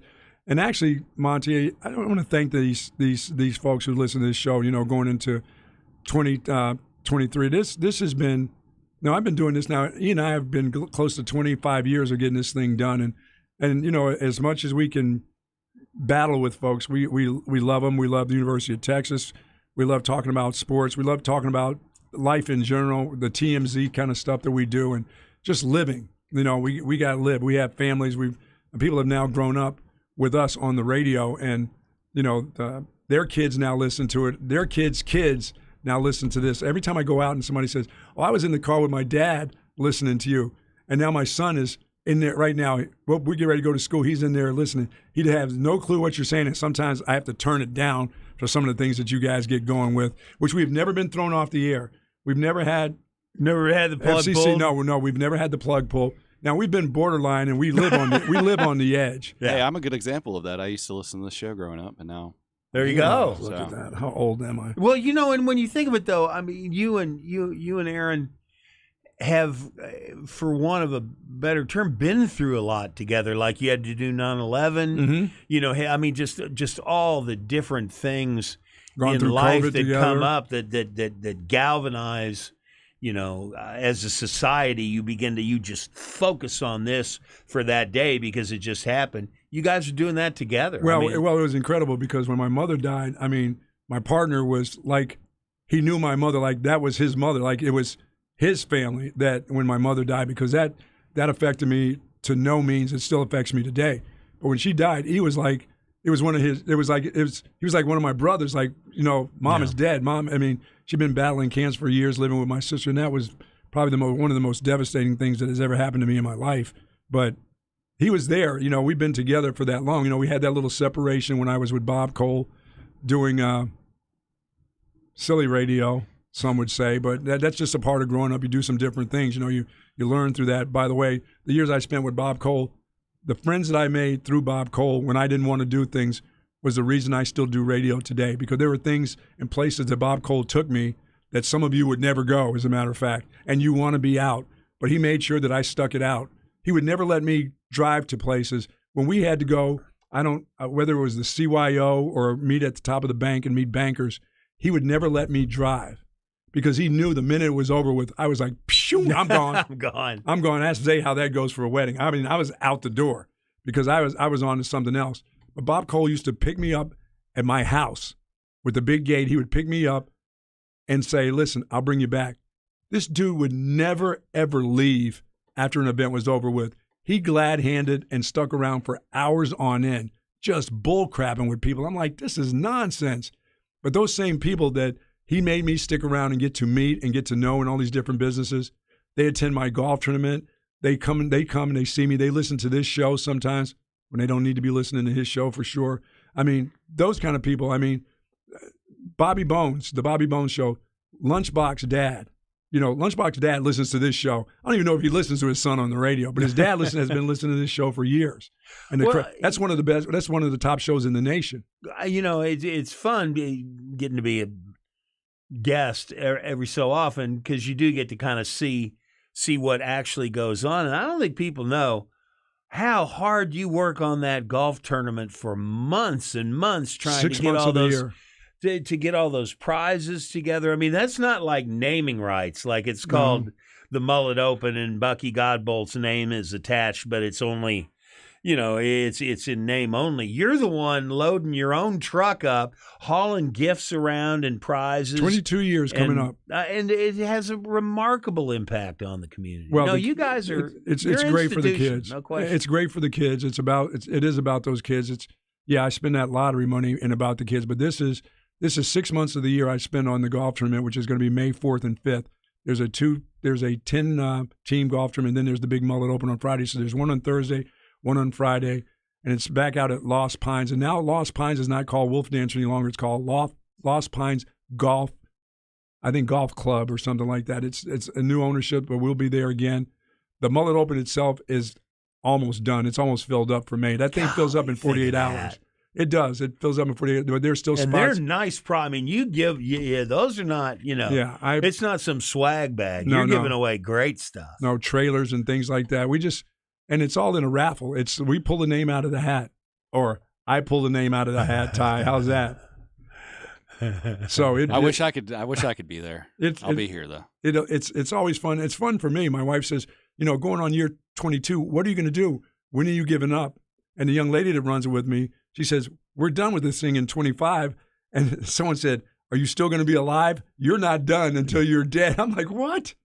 I mean, but it's fun. It's an awful lot of fun. I would know. My wife says you would know what to do when you're done with work if you weren't running around collecting stuff and piling stuff into that truck and sticking it in our garage. Well, that's like I say, it's not in name only. I mean, you're the one putting it together. You're the one with the elbow grease. I can only think working on it every day. The people at the station has given me the platform to do it. Tito's Beverage and a lot of other people, Austin Billy, people that have been involved with it. There are some that have been involved. Some have passed, and some have gone, and their kids have taken over the mantle, bringing their kids out for a golf tournament. But it's Tito Beverage, who said to me this year, they had their anniversary. He said to me, so Bucky, all these years when he was the first person I went to, and Academy Sports and Outdoors, we give for one of their managers who passed away and didn't get a transplant. We give an award out every year for him. But Tito Beverage, who was the first person I went to, and he asked me, what do you need? I said, I just need a case of your vodka. And he said, you got it. And then 22 years later, they're into probably $50,000 in product alone for the golf tournament. And Tito's, they do fantastic. And Budweiser and Brown Distributing, they supply the beer. I mean, it's been absolutely fabulous. And as Tito said to me this year, he goes, oh my God, 21 years of sobriety. He says, you never even tasted my product before. And I'm like, I have no clue what your product tastes like, but I think $9 or $10 billion to you tells me it's pretty damn good. Well, Tito's is certainly, they are in the front line really of doing the right thing in terms all over of the world, corporate citizenship, corporate stewardship. And there are others, Brown Distribute. I mean, there are a lot of companies in this town that they don't just talk the talk. I mean, oh no, we've had other sponsors that have now. I mean, Academy Sports and Outdoors. I mean, ABC Home and Go. I mean, they have jumped in. I mean, there are others that for the very first couple, they didn't even they heard about it, but they want to know how to become sponsors and what do we need to do? How do we help the kids? And how you can go out to the Burke Center for Youth and throw grass out there on their fields and help grow grass. They love everything. They love everything about what we do. But I mean, but Tito's and it's the listener. This whole thing started out as a listener appreciation golf tournament. It still really is. As I said, they're the same people that have come out for 22 years, but we've backed it away away from the summer and into May. And as we get earlier and earlier, because dudes are getting older, and that heat is devastating in June. We used to do it in June and July, Ty, and we had to back it up because we've never had anybody pass out and die at the golf course. Gotten close, though? Oh yeah. We've had people that have gone out there for a few holes and said, my dad is not, he can't do this on this given day. So we're really, really very careful. I remember when you used to do it more in the summer. Hey, do you mind if I plug something real quick? Yeah, please do. February 7th, 8:30 in the morning at the state capitol. You're familiar with Habitat for Humanity? Well, there's different kinds of habitats. There's Habitat International. There's Habitat Texas. Habitat for Humanity has an Austin chapter. This is Habitat Texas, but they're going to be doing a wall build. This will ultimately be a house that a Texas family will move into. Oh, that's awesome. They're looking for volunteers. They'll have hammers. All you need to do is pick a hammer up. Don't necessarily even need to know how to drive a nail, although you may learn. But this is February 7th at 8:30 in the morning at the state capitol. If you're interested in volunteering for Habitat, which is just a great cause. Everybody needs a place to live. HabitatTexas.org. There you go. February 7th. Linda Hand. Hand. That's right. Linda Hand, bring your tool if you have to, right? Yeah. Can you bring your own saw? Can you bring your own hammer if you like? You can bring your own hammer if you have one. There will be hammers there, I assume, but you need to bring a hammer if you have it. 8:30 in the morning. But it's Your portal in is habitattexas.org. That's February 7th. And thank you, Monty. And once again, thank you for being here. I always appreciate it. I got it. Fantasy camp. It's like fantasy camp. Fantasy camp. And while I'm here, let me ask you, what's going on out there in the industry? I mean, we got the Oscars coming up. I mean, all these, I guess, wonderful movies that I haven't seen. I've got to see Here, There, and Everywhere, or whatever that movie's called. I keep hearing about it.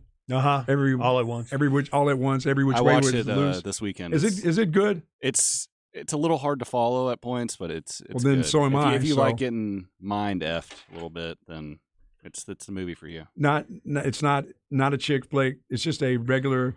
Everybody, you're talking about everything at one, Yeah, that one. Everything, everywhere, all at once. It was good though. Is it? And it won a bunch of awards, or is up for a bunch of awards too. SAG awards and everything. What's going on in the business? What are we doing? Strike. There's only one word that I care about: strike. No, the writers are probably going to go on strike. It's the industry is in disarray, especially streaming industry is pretty much taken over in disarray right now. Well, it has taken over, but they don't know how to monetize the product.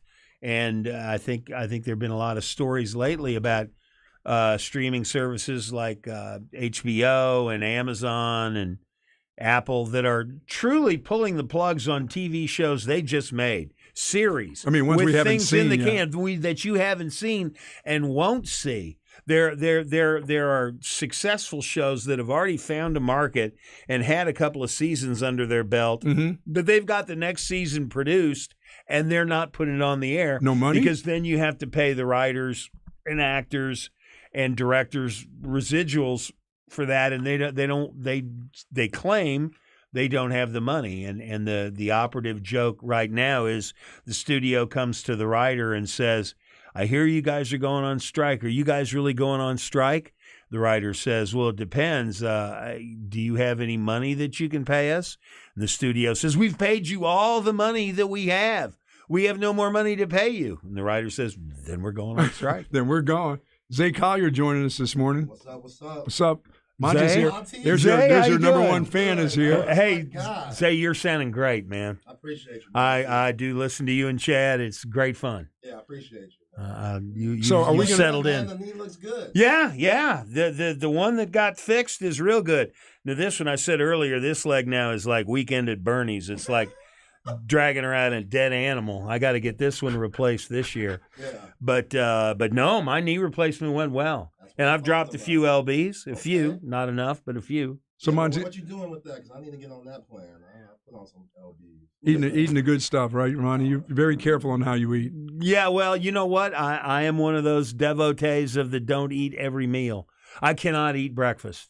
Yeah, I don't eat breakfast, and I really don't eat lunch. I'd rather restrict the meal to one time a day and eat kind of a little more of what I want than have 3 meals a day, but it's all wheat, straw, and grain juice. That's what I do. So what you do? You graze? I just started a keto diet too. Have y'all heard of that? Keto, I'm a huge fan. Keto diet? Tito's diet? No, I've done the Tito's diet before. Not that one. Ketosis. I like that. I'm a big fan of ketosis. All right, somebody's saying they can't hear Zay on Twitch. Oh.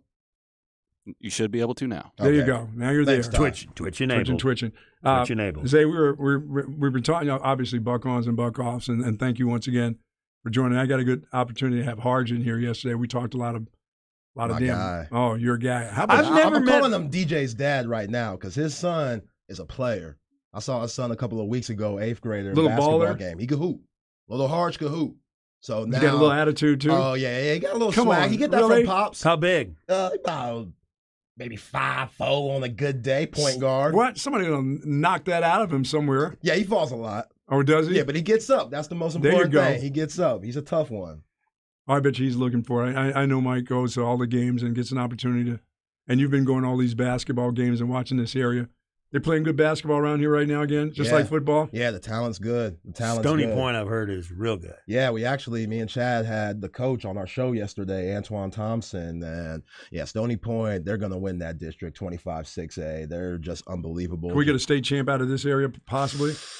They got to go up to Dallas, don't they? Yeah, when you go up to Dallas and play those Duncanvilles and play against those Houston teams. Coach Lucero at Westlake, he's been close. these last few years, and Ty definitely knows the talent that he's had over the years. Matthew Meyer and the Brock Cunninghams and KJ Adams. Your guy, Brock, is getting it done. Got it done the other night. Yo, Brock, that jumper is pure. He's been there That's long not pure. enough. Don't even say that. What you mean? There's a little hitch to that thing. That's There not a ain't pure no jumper. Hitch. That's a pure jumper. I'm not saying he's going to go off the dribble like a Damian Lillard or something like that. 60 last night.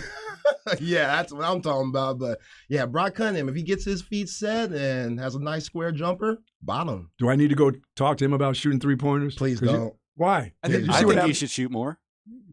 I think he should be taking at least 4 or 5 3-pointers a game. Jose, look out. You're shooting 40-something%. I'll take that. What, 3 more? Maybe not 3 more, but I'm with Ty. Maybe 4 or 5 a game. Yeah, Brock's earned it. Well, you see what the guy who's doing, when I talked to him over in Texas last year, what he's doing down in West Virginia, he's taking them threes. He's throwing them bombs. Yeah, what's their record in conference play? He's one of their best players. What's their record in conference play? He's getting his, I'll tell you what. Yo, and he ain't banking them either. Yo, one thing about me, y'all know I'm petty. One thing that I love, that this is what they get. Jalen Tyson, who left Texas last year, middle of the season, Texas Tech 0-8 in the Big 12. Yeah. How you like them apples, Jalen? You're starting, getting a lot of minutes. A big key to Mark Adams' crew. 0-8. Could have stayed down here. Could have developed. Would have been on a good team, obviously. Look what's happening. And they need him. They could use him. You said Trey Mitchell gone. That's revealing of the Big 12, though, is that Tech is at the bottom. They're winless, but they got a winning record overall. You know, they've played some milksops, but man, the top to bottom, the conference is hellacious. It is a hellacious conference, and I love to watch Texas play defense. I mean, the way Marcus Carr can jump passing lanes and anticipate and everything, and I just think and we were talking just second jumps. They're so quick on their second jumps. I'm a fan. Going to need a lot of Dylan Sue on Saturday. Absolutely, that Tennessee crew, they're tough, they're big, and they got a lot of good guards. Are they very similar to Texas, where they don't have a big one big guy, right? They got a big that. For Texas, anybody over 6'9" is big, right? Yeah, but the big's been playing well. I mean, Coach Terry. One thing that I couldn't stand with Coach Beard, he would not play Dylan Sue and Christian Bishop at the same time. Coach Terry's been doing that a little bit. He did that at West Virginia, and then he went small this last game and had Timmy Allen at the 4 and Brock Cunningham at the 5. So you got to, work different lineups if you want to, play with these big boys and sometimes playing with these faster teams. You got to mix and match, and Coach Terry, he's done a good job with that so far. But, yeah, these next 4 games are brutal, and if the Horns could just get 2 of them, I'll take that. You'll take 2 and 2. You take a split? Yeah, I'll take that. Well, right now, Baylor's doing their thing right now. Baylor may not lose again. Scott Drew, man, just the freedom that he gives those guards. At the beginning of the year, they have a freshman, one of the best freshmen in the nation, Keontae George, and he was acting like it was his team at the beginning of the season. And Too much of him? Yeah, and when you got guys like Adam Flagler, who have won national championships, and L.J. Cryer, who was there last year, those guys, it was hard for all 3 of those guards to get going in Scott Drew's offense. So now they're all clicking together. And you can't really focus on either one of those 3. And if you do, then one of the other 2 is going to go off. So, yeah, I'm with you, Monty. Baylor's looking like a scary team. And Kansas was right. I mean, you can see in the faces of the Kansas They were looking. Players, they were wondering what was going on. Holy cow. Yeah, I mean, the other team right now, Zay, TCU, you're talking about a group that's kind of got it together. I mean, every week in this conference, it looks like somebody, if you get on a 2-game roll, you now got it going. You know what I mean? Yeah. You don't need to win 8 in a row. You win 3 or 4 in a row. Now it's like you're doing that's special in this conference if you can get, especially if you're doing it away from home. Yeah, on the road. That's the biggest thing in this conference. If you can win a series against any team in this conference, I think that's huge. On a March Madness resume. Yeah, I agree. Jamie Dixon's squad, they're very interesting because Mike Miles, he's their best player, but sometimes Eddie Lampkin, who he pick and chooses when to be dominant. If he's dominant, then TCU's a very scary team and could be a Final Four team. But sometimes he looks checked out of games and he gets into foul trouble, the big man. So if he could stay on the court, then yeah, TCU's scary. That's going to be a tough game when the Horns go down to Fort Worth. And we can't leave Bill Self out. You never leave Kansas out. No, can't do it. They got blasted by TCU a couple of days ago, lost 3 straight, and their problem is their point guard. Last year, they had Remy Martin that could come in, and he changed the game for them. It's a big reason why they won the national championship. They ain't got that guy. So it's a lot on DeJuan Harris, who struggled in these last 3 games. And teams, they're saying, okay, Grady Dick, we'll let you get yours. Jalen Wilson will let you get yours. Jalen Wilson is a special player, but there's a lot of things that he can do, but there's a lot of things he can't do. That's a lot to put on him. Right. Yeah, he can hoop, though. He's had a really good season. I didn't think he was going to be a 20-point scorer in any part of his career. Or he can rebound. He can do it all. Yeah, he can do it all. But just, KJ Adams, now teams are letting him score, and that's what everybody wants. Like, I love KJ. He plays hard, but if he's going to be your leading scorer, then you're in trouble. Because he's got to defend. Yeah, because he's got to do so much, and he's an undersized big man. So Kansas, they'll bounce back. It's Bill Self. Like, of course, they get better as the year goes on. Yeah, they're probably looking at March and thinking that's the real prize anyway. What are some of the other matchups in the Big 12 SEC?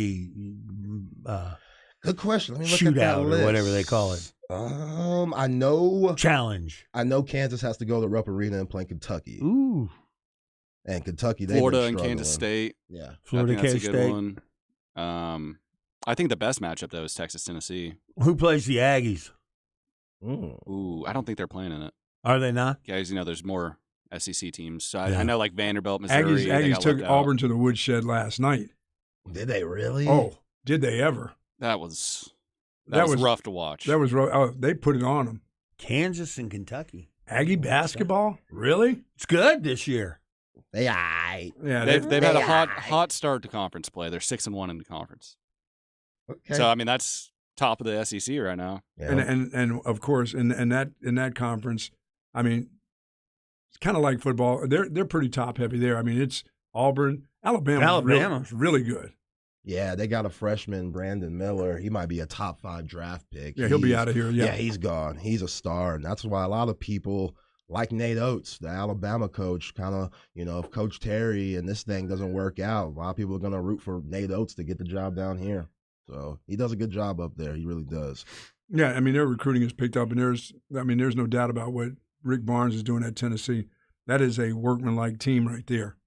That is going to be, as you said, that's going to be a lot of bodies slamming into each other. And huge implications with seeding, for the tournament. That's the thing is, I think a lot of, you see the Big 12 just pound on each other all the time, and the teams are all playing at a very high level. But these glamour out-of-conference matchups, they have a big impact on what the committee thinks. And, this could – let me tell you, if Texas beats Tennessee, that's real good for a number 1 seed. That's not guaranteeing it, but that's a big deal. Certainly to go into Knoxville and beat Tennessee. That you are well on the way to getting a number 1 seed if you can pull that off. All right, let's take a quick break. When we come back, we'll talk some NFL football. Championship weekend, Zay. And your Dallas Cowboys, they will not be playing this weekend. Boo-hoo. I'm sorry, Todd. Boo-hoo. Cowboys aren't making it. We'll be right back. It's B&E Thursday, Buck-Ons and Buck-Offs.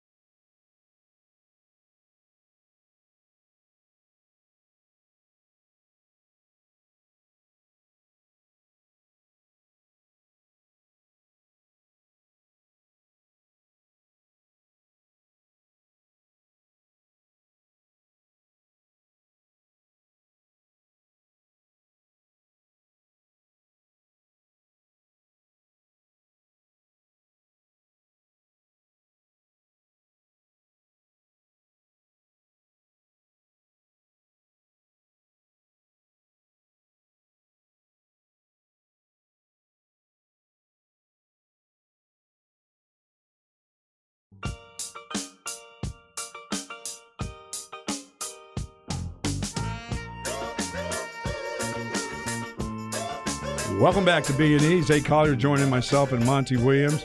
Ty, talking basketball, talking football, because Zay's always got a basketball Jones, as he used to down at the rec center down there at UT, taking all those 5'8"ers and 5'9"ers, 137-pounders. They couldn't guard me. Hell no, they couldn't guard you. Absolutely. Get them in the post. You take them down there? Oh, yeah. You take them down under? Like Barkley. Oh, Monty, I'll put that big booty on him like Bernard King. Like you said, you got to keep paying the puppet. You got to. He said, I said Barkley. He said Bernard King. Bernard King was a scorer. I was a scorer. Come on, man. I was a scorer. Come on, man. Don't play with me. Put that big booty on them like Bernard King. You fade into him with the jumper or fade away with him? Oh, you got to fade away. Got to make it look pretty. Well, I was Dirk out Oscar there Robertson. when I played. What about your defense? Freshman B team. I was a force to be reckoned with. Zay, what about your that's defense? Good. Oh, Monty, we don't play defense where I'm from. See? They didn't know. Well, they'll play defense. I did just enough to stay on the court with my pops. I did just enough, but that your father wouldn't kick you off the team. Yeah. That's a pretty low bar. Just enough. Zay's group was like the Mavs. We can score so many points, but we can't stop you from scoring at all. Oh, yeah. Love me some Don Nelson. We're not even going to attempt to stop you from scoring. Yeah, love me some Don Nelson. Like, defense, what? Come on, let's score 130 a game. How about Dame Lillard last night with 60? Shot a lot of threes, made a lot of threes. No, he's 72% from the field. I know. How about that for a night? Like 21 for 29. He only had 9 points in the first quarter. I think he's the second greatest shooter of all time after Steph Curry. You know, there's a lot of guys that are good spot-up shooters. Klay Thompson's a good spot-up shooter. Sometimes he'll put it on the deck, maybe 1 or 2 dribbles, but shooting off the dribble is so difficult to do. And Dame Lillard, he's made a half-court step-back jumper in the playoffs to send his team to the next round. It's so effortless for him. I think he's the second greatest shooter of all time. How would you like to have him on the same team with Luka? Oh, that'd be amazing. Wouldn't that be something? Wouldn't that be a pair? There wouldn't be any defense being played, that's for sure. 0D. Yeah, 0D. Dame doesn't play any defense? No. He plays hard. But I'll give him that. But it's too hard to play D in the NBA. Like Drew Holiday, he might be the best guard defender, but other than that, it's just so hard to play. If you're carrying your team like Damian Lillard is, you can't exert that much energy on defense. Exactly. That's my thought process. I'm with that. I completely agree with Ty. Like Patrick Beverly, he can focus on defense because he don't do nothing on offense. He does nothing. He does nothing on offense. Yeah, just annoy people. So he could be that defensive stopper. And that'd be interesting if Dame went to Dallas because we've never seen Luka play off ball ever. Yeah. I don't know if he can. I mean, maybe, I don't think I've ever seen him take just like a catch and shoot three. Yeah, it's hard. Or I'm sure I know it's happened, but if the shot clock's not going down, like I don't see it either. Maybe the last time he did Ty was when he played for Slovenia, kind of before he came in the league, and Goran Dragic was the man on that team. That would make sense. He was like 16 years old. Yeah, he was like 17 or something like that. And he was still the best player, but Goran Dragic was the best offensive player on that squad. Absolutely. NFL, Zay, the finals coming up, which is the teams that we probably thought in the beginning of the season, with the exception of Buffalo and some with the Dallas Cowboys. I think the teams that I thought would be there for the last 4 teams remaining, I think they're there. I do. I never had that feel about Buffalo, as long as Kansas City was still around, as long as Patrick Mahomes is still around. But I do believe in what's going to go on in Cincinnati. If Patrick Mahomes is limping around in this football game, they're not winning. Yeah, that's going to be difficult to overcome. The Buffalo situation, I think the DeMar Hamlin thing just completely turned the team. Drained everybody? It drained everybody. Well, I think they miss Von Miller, too. They definitely miss Von Miller. He's a key part to that defense. But if Patrick Mahomes, if he's not healthy, it's going to be difficult for the Chiefs to move the ball down the field. We know what Travis Kelce can do, and Isaiah Pacheco's been solid as a rookie, but yes, the Bengals, they don't blitz often, and they're probably going to blitz a lot more due to Patrick Mahomes being limited. Last year in the playoff game, they blitzed only 9% of the game, which nobody blitzes on Patrick Mahomes as a whole, because Patrick Mahomes, he's just so good at making things happen with his legs and making the miraculous play. So everybody just wants to play sound, quality defense. And it's gonna be interesting what the Bengals throw at these guys. I just believe when you listen and you listen to others talk about it, like it's no big deal. Oh, that high ankle sprain is no big deal. Haven't you seen him play? He plays hurt. I'm like, dude, a high ankle sprain a week ago, and now you're talking about a championship game. We're not talking about a regular season game where you don't give a rat's ass. I'm talking about to get to the Super Bowl. Yeah, he can suck it up all he wants, but they're coming after him. They're going to come after him, and I don't think Kansas City can stop Cincinnati's running game. I just don't. I think Cincinnati's going to run the ball a lot more. I do. This time, I really do. I think they're going to sense that. I think they're going to send Mixon, Perine, Samaje Perine right down their throat. I do too. I'm just outright picking Cincinnati. I don't think Kansas City's going to be able to hang with. What's the weather supposed to be like in Philadelphia and KC? It's supposed to be snowing all week. Snowing all week. They don't care. By the way, won't be like Buffalo, but but they don't care. Snowing. It's cold in Cincinnati. It's nasty in Cincinnati. The Cincinnati group is used. That group is used to the cold weather too. That group last week against. Wait till Brock Purdy gets into cold weather, but then I remember he's from Iowa State. Those guys last week played like there was no snow on the ground when they played in Buffalo. I couldn't believe how easy Cincinnati made it look. I thought it looked to me like they were kind of like the footing was a little. You treacherous. were watching Buffalo's team. Yeah, it was Buffalo that looked like that. Joe Burrow. 242 yards, 2 touchdowns. Yeah, he made it look easy. And you talk about it being cold, Monty. Joe Burrow is 8-0 when the temperature is below 40 degrees.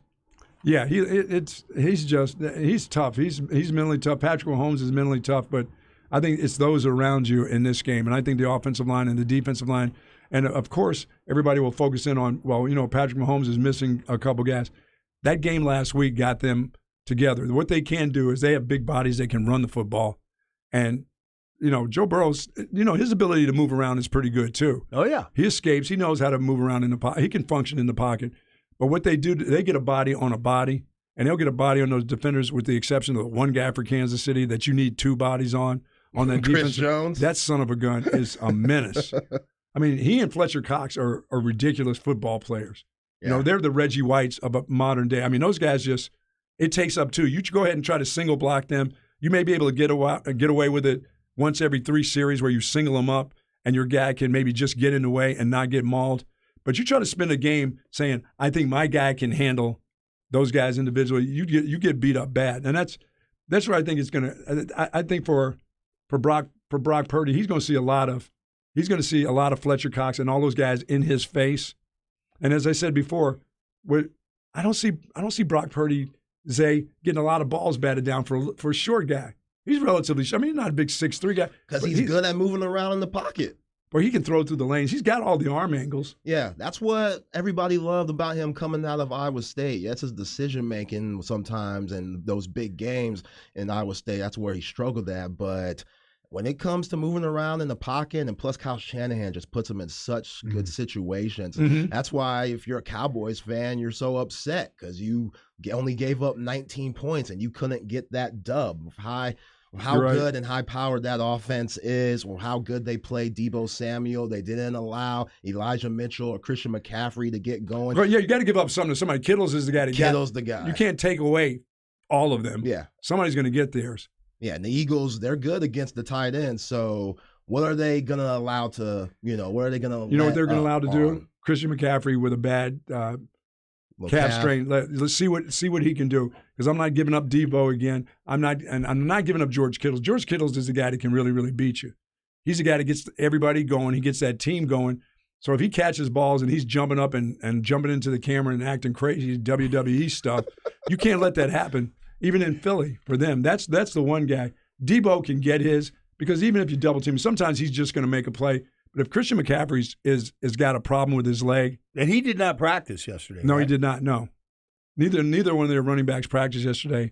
And that calf strain, you saw him on the sideline. That thing was bugging him. They spent a lot of time showing you to him, stretching out on the sideline. He wasn't that effective. But once again, there's another guy just like Patrick Mahomes. A warrior type of guy that can play hurt, because he's lived his career hurt, Christian McCaffrey. He knows how to play hurt because he's been hurt a lot. And we've also seen Patrick Mahomes play hurt too. Yeah. He understands that his legacy is about the rings, and he's got a chance to go and look for another ring. But I think Joe Burrow's about to start building his legacy this week. And as you said, Monty, he wins 4 in a row over that guy. He gets into another Super Bowl and mistakenly beats the Philadelphia Eagles, which I'm leaning towards. I don't want to be leaning towards the Eagles, eh? Why not? I know you've become They've been the best team all year. I know you've become a Cowboy fan. I know your partner's changed you. I listen to you every day, and I listen to the change in you as you turn into a Dallas Cowboy fan. Hey, y'all Chad's working his magic. Y'all hear the promos. There's only one way I'll become a Cowboy fan, and that's if the Cowboys get the Doak Walker Award winner. At 26, they better start hustling up some people because he's not going to be around at 26. You know where he's going to be? What you mean? It's Fly, 2023. Eagles, fly. 2023. Running backs ain't worth nothing no more. What? They're nothing no more. Come on, this ain't Emmitt Smith, Barry Sanders, Terrell Davis. If the Philadelphia Eagles got a spot and they've got that quarterback and those receivers and that defense going, and they know now they can start to build a dynasty, they're taking that shot if he's there at 10. Bye. The Eagles aren't just going to get him out of spite. Oh, really? You hear that, Well, Ty? no, they might not out of spite, but out of luxury. I mean, they got, how many do they have? They got 2 They got 2 round, first right? rounders, yeah. Yeah. And do they have 2 second as well? They got some crazy draft. I mean, they're loaded up. So Ty, they've got some draft picks coming. The Eagles. The first, yeah. I mean, I don't think they traded like a 5th and a 1st. The Saints did for what did they? I mean, they just traded up in the draft last year. That's all it was. What else did they? What the else? DB, they got the DB from.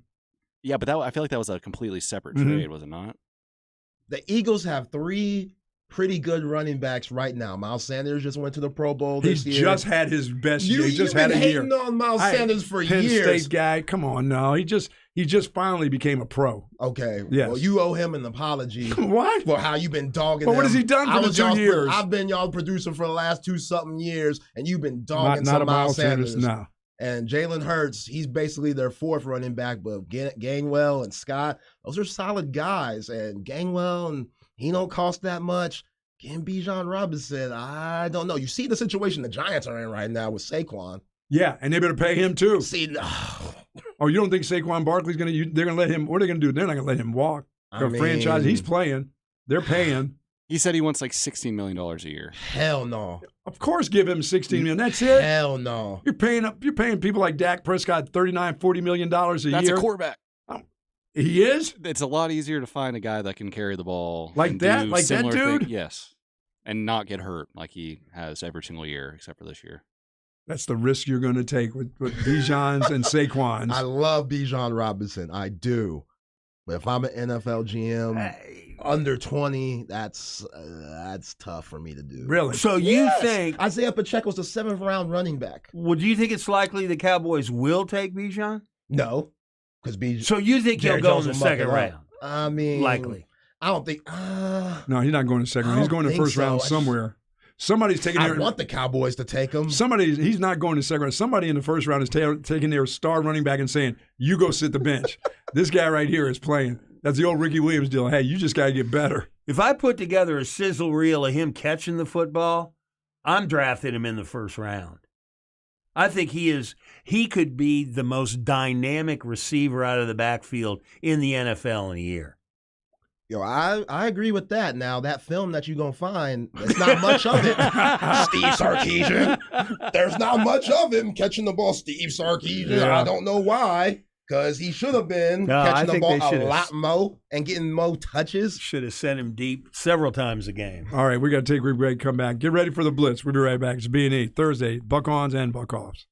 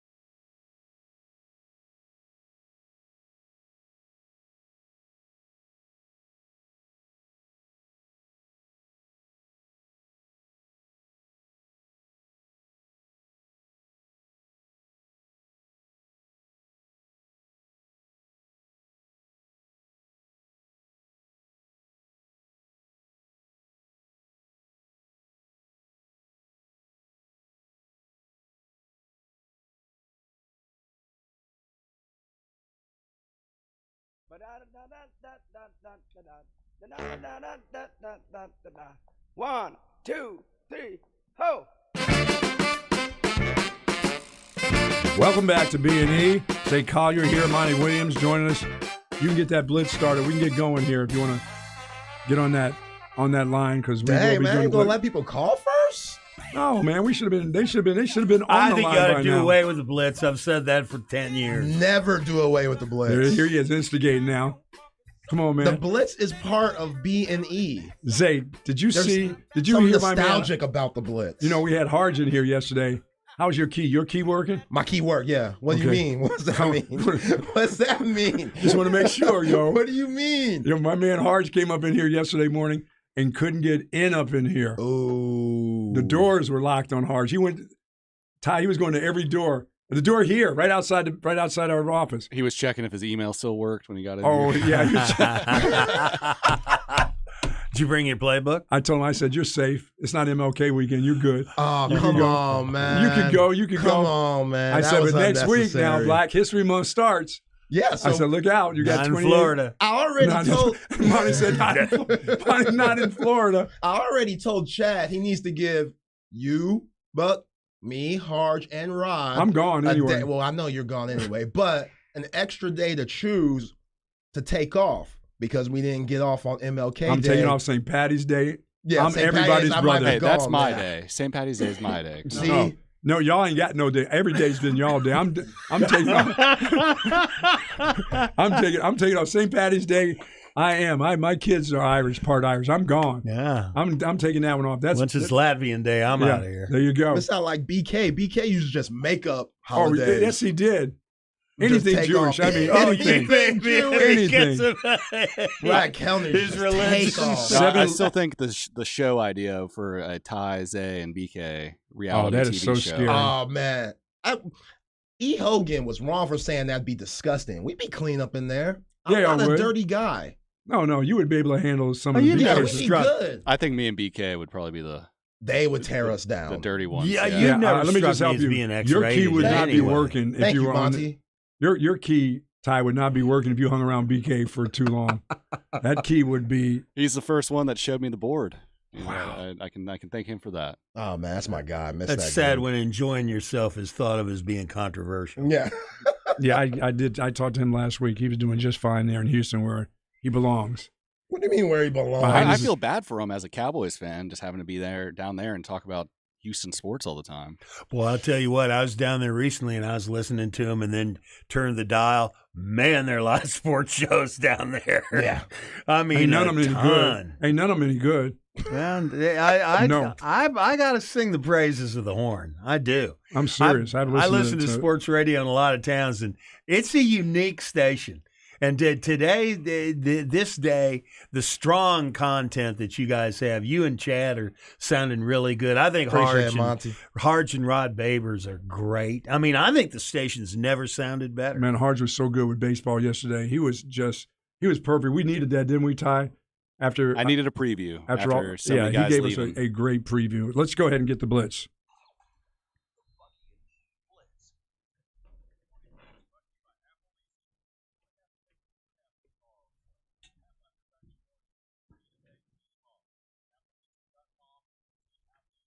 This blitz is going to be mean. I can already tell. First blitzer, you're up.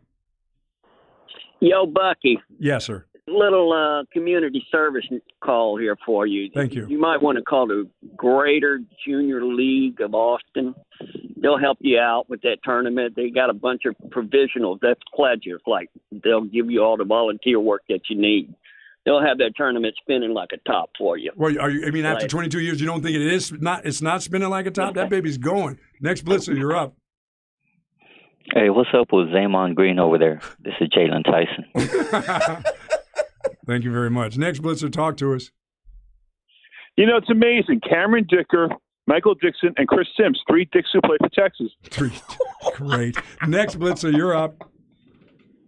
Hey, Buck, Yes, sir. you got any clue where that racist buried Snoop's body, Digger? Oh my God. Next blitzer, talk to us. Wow. Next blitzer, you're up. I rest my case. By the way. Jurassic Monty. Yeah. The mullets cannot wait till you break down the films nominated this year. Such great ones like Tar, Woman Talking, Triangle of Sadness. Or wait, maybe you'll go with Maverick as the best movie of the year. Don't do it, Monty. Don't go with Maverick. You're not going with that. Not a chance. He's going which way but loose. I think that was the one that we were talking about. You mean everywhere? Every which way but loose. Next Blitzer, you're up. Charles Omenihu should be playing. I agree with the 49ers. This is Chris Beard. Here we go. Next Blitzer, talk to us. Hey, kudos to you guys. I don't know how you did it, but you managed to get the Tasmanian Devil to sit still long enough to do a show. Oh, thank you very much. Next Blitzer, you're up. Hey, Bucky. Yes, sir. Hey, if Erin gets the KOD, I got a new name for your show with you and Harge. What's that? Buck Hard Show. Harge. Next Blitzer, you're up. Yeah, hey, Buck, this is Pastor Smasher. What's up, Smasher? What's up, Buck? Hey, I want to tell you, I was thinking the other day that you're going to take a couple days off. I'm thinking I could help you garden. And me, you, Tavo, Oyumar, Zay could help you. No, you can't. No, I ain't coming out there. You're not coming out to the garden. Next Blitzer, you're up. Yeah, it's pretty clear Minihue went to the Chris Beard Relationship Management School. Next Blitzer, you're up. After all this time, I can't believe that dinosaur in the studio still trying to get rid of us. And he's running around in public using words like milk sop. You know? Oh, my goodness. What a group. All right, we're going to take a quick break. We'll be right back. Final hour coming up. B&E. Buck-offs and buck-ons on a Thursday.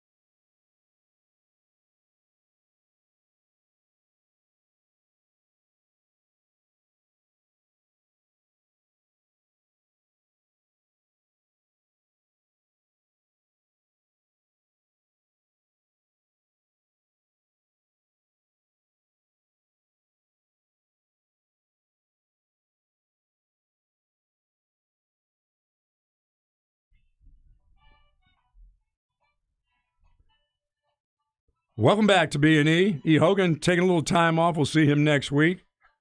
Zay Collier and, of course, Monty Williams. You love him. You never hate him. You'd like to be just like him, Monty Williams. Oh, good Lord. Maybe that's how I'm starting now. I mean, there's shows that have all these introductions to people that come on. I don't know how to gloss all that stuff, but that's Rod and Harge. They do it every day. That's 2.5 pages on each one. Yeah, that's a loving, and that's wonderful. I know. I can't imagine I tried to gloss my partner over there every day for 25 years. Yeah. It works. Don't catch me on a bad day. There's that magic. I'd be glossing them all right. There is magic. By the way, for all those that, we started early in the week with the magic trick with the beautiful blonde who's average size that disappeared in that chair. Buck off to you people that don't believe in magic, okay? Buck off to you. Magic is for real. That woman appeared. That magician knows how to do that. Okay? What in the hell is he talking That's about? not illusion. Was it the hot or not topic? No, it's just for real. It's for real, Zay. Salacious gossip. A tweet came up on Erin's timeline of this woman at a OKC Thunder game. A halftime performance where they just throw a sheet over a chair. I thought I almost spilled something here. That Dave would have been on your ass. It's an empty chair. They throw a sheet over it, and a woman appears when they pull it off. And I looked up the chairs. It's like a $5,000 chair. And it's clear that it's just a very flexible woman inside of the chair, and she pops out. But Bucky believes that it's just pure magic. It's magic, Zay. I'm going to tell you two right now. Don't let Ty fool you. There's no woman that's a part of a chair. First of all, she's wearing a white outfit. The chair is black. So when they take the tarp off of her, sheet, magic sheet, because it's magic. The magic sheet, the guy shakes it a little bit. He flips it up, and there's a full-grown woman. And I'll say it once again. Though? See, I can't. I don't want to go to sensitivity training. I can't say that word. You can't say how big is she. You sound she like said my she wasn't mom. literal. No, she's a full-grown woman. This is not a Jerry Springer deal where my mom used to watch Springer. This is no. real. My mom believed that David Copperfield actually made the Statue of Liberty disappear. And that's a big deal. Mom, that did not happen. That did not happen. He's a wizard. Dude, but Zay, I'm going to tell you, this lady, this Ty is out of his mind. You can't melt yourself into a chair. They put a sheet over you, shake it, and then you melt out of the chair in a white outfit. I'm gonna have to see the equipment. So I can get on YouTube and see it. Yes, I'll show you. Here and I'll say this right now: the listeners to this show or the Specs text line that actually went to this believe that I'm correct. 80% of them believe that this dude is magic. Okay, Bucky, would you believe me if I told you I can put both my legs behind my back, behind my head? Hell no. Okay, well, I'll have to show you. You're not Maria Spagnola. No, you can't do that. People are pretty flexible, including myself. I think I might be able to get into this. Both of your legs? Yes, I'm telling you. First of all, that's a terrible sight to envision. Yeah, it's not a good sight. I'm not with that. But it's a good party trick. I believe there are great party trick. YouTube channels that are dedicated to showing you how magic tricks are actually done, and a lot of them have to do with human contortion, more than you might think. Oh, I can understand that, but there are magic men.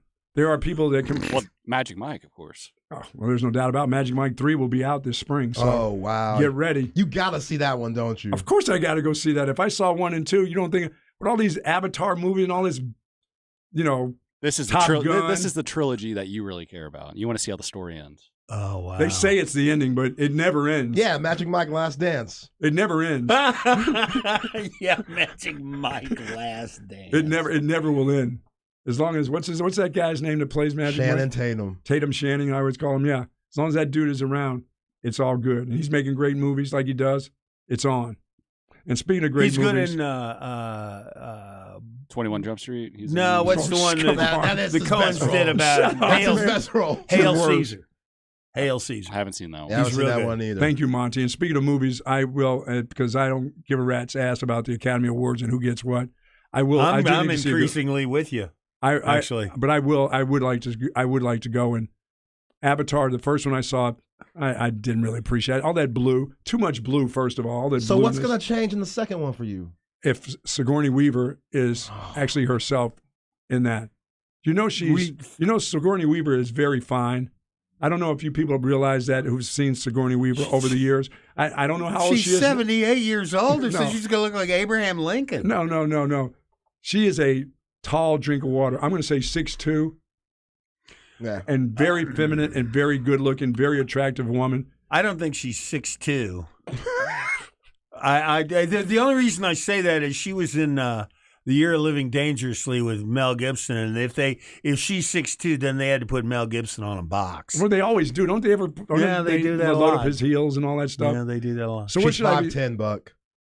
She's 5'10". So to me, that's 6'2". So to you, that's like 6'3". Yeah. You're looking up either way. All right, yo, tiny ass. Yeah. All right, Monty. What do I need to see here? I mean, I want to show interest, and I know Every Way Which Loose. I'm probably not going to go see that, but do I go see Avatar 2? I didn't like Avatar 1 really. Yeah, I'm with you. I'm not. The Marvel, those kinds of things are just not what captures my interest. And the number one reason is they all last 3 hours. And there's a threshold.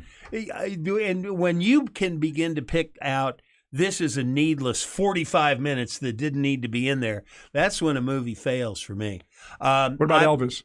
I liked Elvis a lot. Now, a lot of people cannot stand Baz Luhrmann, the director. I really like him. I thought Moulin Rouge was great. I really liked his Moulin Rouge, yes. I really liked his approach to The Great Gatsby. I thought he did a real good job with The Great Gatsby. And I enjoyed this. And I really didn't know the whole Colonel Tom Parker story. So, Tom Hanks is Tom Hanks, and you keep reminding yourself, I've got to remember this is Tom Parker, not Tom Hanks. Yeah, really. But that being said, the style is great. It's really a lot of fun. All Quiet on the Western Front. I like Tar a lot. I mean, I know a lot of people did not. The only problem with Tar is I thought half the time it was Kate Blanchett. But I thought it was the quarterback for the Jaguars. What's his name? Trevor Lawrence. Yeah, Trevor Lawrence. You kept seeing him? Yeah, they looked a lot alike. Oh, no. They looked a lot alike. That would bother me. If that's what's coming up in the film, that would bug me a lot. They Trevor looked Lawrence? a lot alike. Oh, my goodness. Yeah, but it was really good. I'm going to see. I haven't seen Everything Everywhere All at Once, or if I'm saying that title, I will see that. Kind of like Pinocchio. There were like 3 Pinocchio movies that came out this year. Was there not? Wasn't there an Italian version? This was the Del Toro, Guillermo del Toro version, which is animated. Is Tom Hanks in this one too? I don't think so. He was in one of them this year. I think that's the live action. Okay. This one takes place in fascist Italy and it has Mussolini in it, which I thought maybe was I need to see that one. A nice take. What else? Oh, Triangle of Sadness. I really want to see. It's the same filmmaker that did Force Majeure, and I strongly recommend Force Majeure to anyone who hasn't seen it. It is a great movie. Force Majeure. They tried to remake it in English with Elaine Bennis, what's her name? Julia Louis-Dreyfus, and somebody. Oh, Will Ferrell, and it didn't work. But the original Swedish movie, man, is one of the funniest. Oh, Very it's nice. a funny movie. Monty, so the industry writers probably About to go on strike. strike. Streaming taking over everything. Streaming, they don't know how to price it. They're canceling shows that's already in the can. So we're going to see less shows on HBO and stuff like that. Than more shows now. That's hard to say. Each streaming service is doing their own thing. Like AMC is not a streaming service; it's a network. But they laid off 20% of their staff, and they don't want to pay residuals to writers, actors, and directors, which is of course how you make your bones. And the thing is moving so much in flux. I'll tell you where a lot of writers are going to end up, and that's podcasting, because there's not the big series of rules and ownership rules and everything like there are with networks and streaming services and the Writers Guild. There's just the Wild West now is fictional podcasting. And a lot of networks, the way now that writers are pitching shows is to go out and self-funding a podcast, demonstrating that you can find an audience, and then a network is a lot more likely to pick up your idea and make a show out of it. demonstrating that you've got a solid product by doing a podcast, which for every dollar you spend on a movie, you can spend a dime on a podcast. Yeah, thus my Dr. Trey Elling III, who's got away from his paper route, now does podcasting. Why do you... Why? Why do we have to do digs on that? Why? We're out here talking about movies and stuff. Monty's out here preaching, and somehow I'm talking you about find podcasts, a way to man. bash Trey Elling. Who's bashing? That can't stick up for himself anymore? A job is a job. The dude had a paper route. What's the big deal? I had a paper route. When you were When I was 6? 12. Yeah. Cold-blooded, man.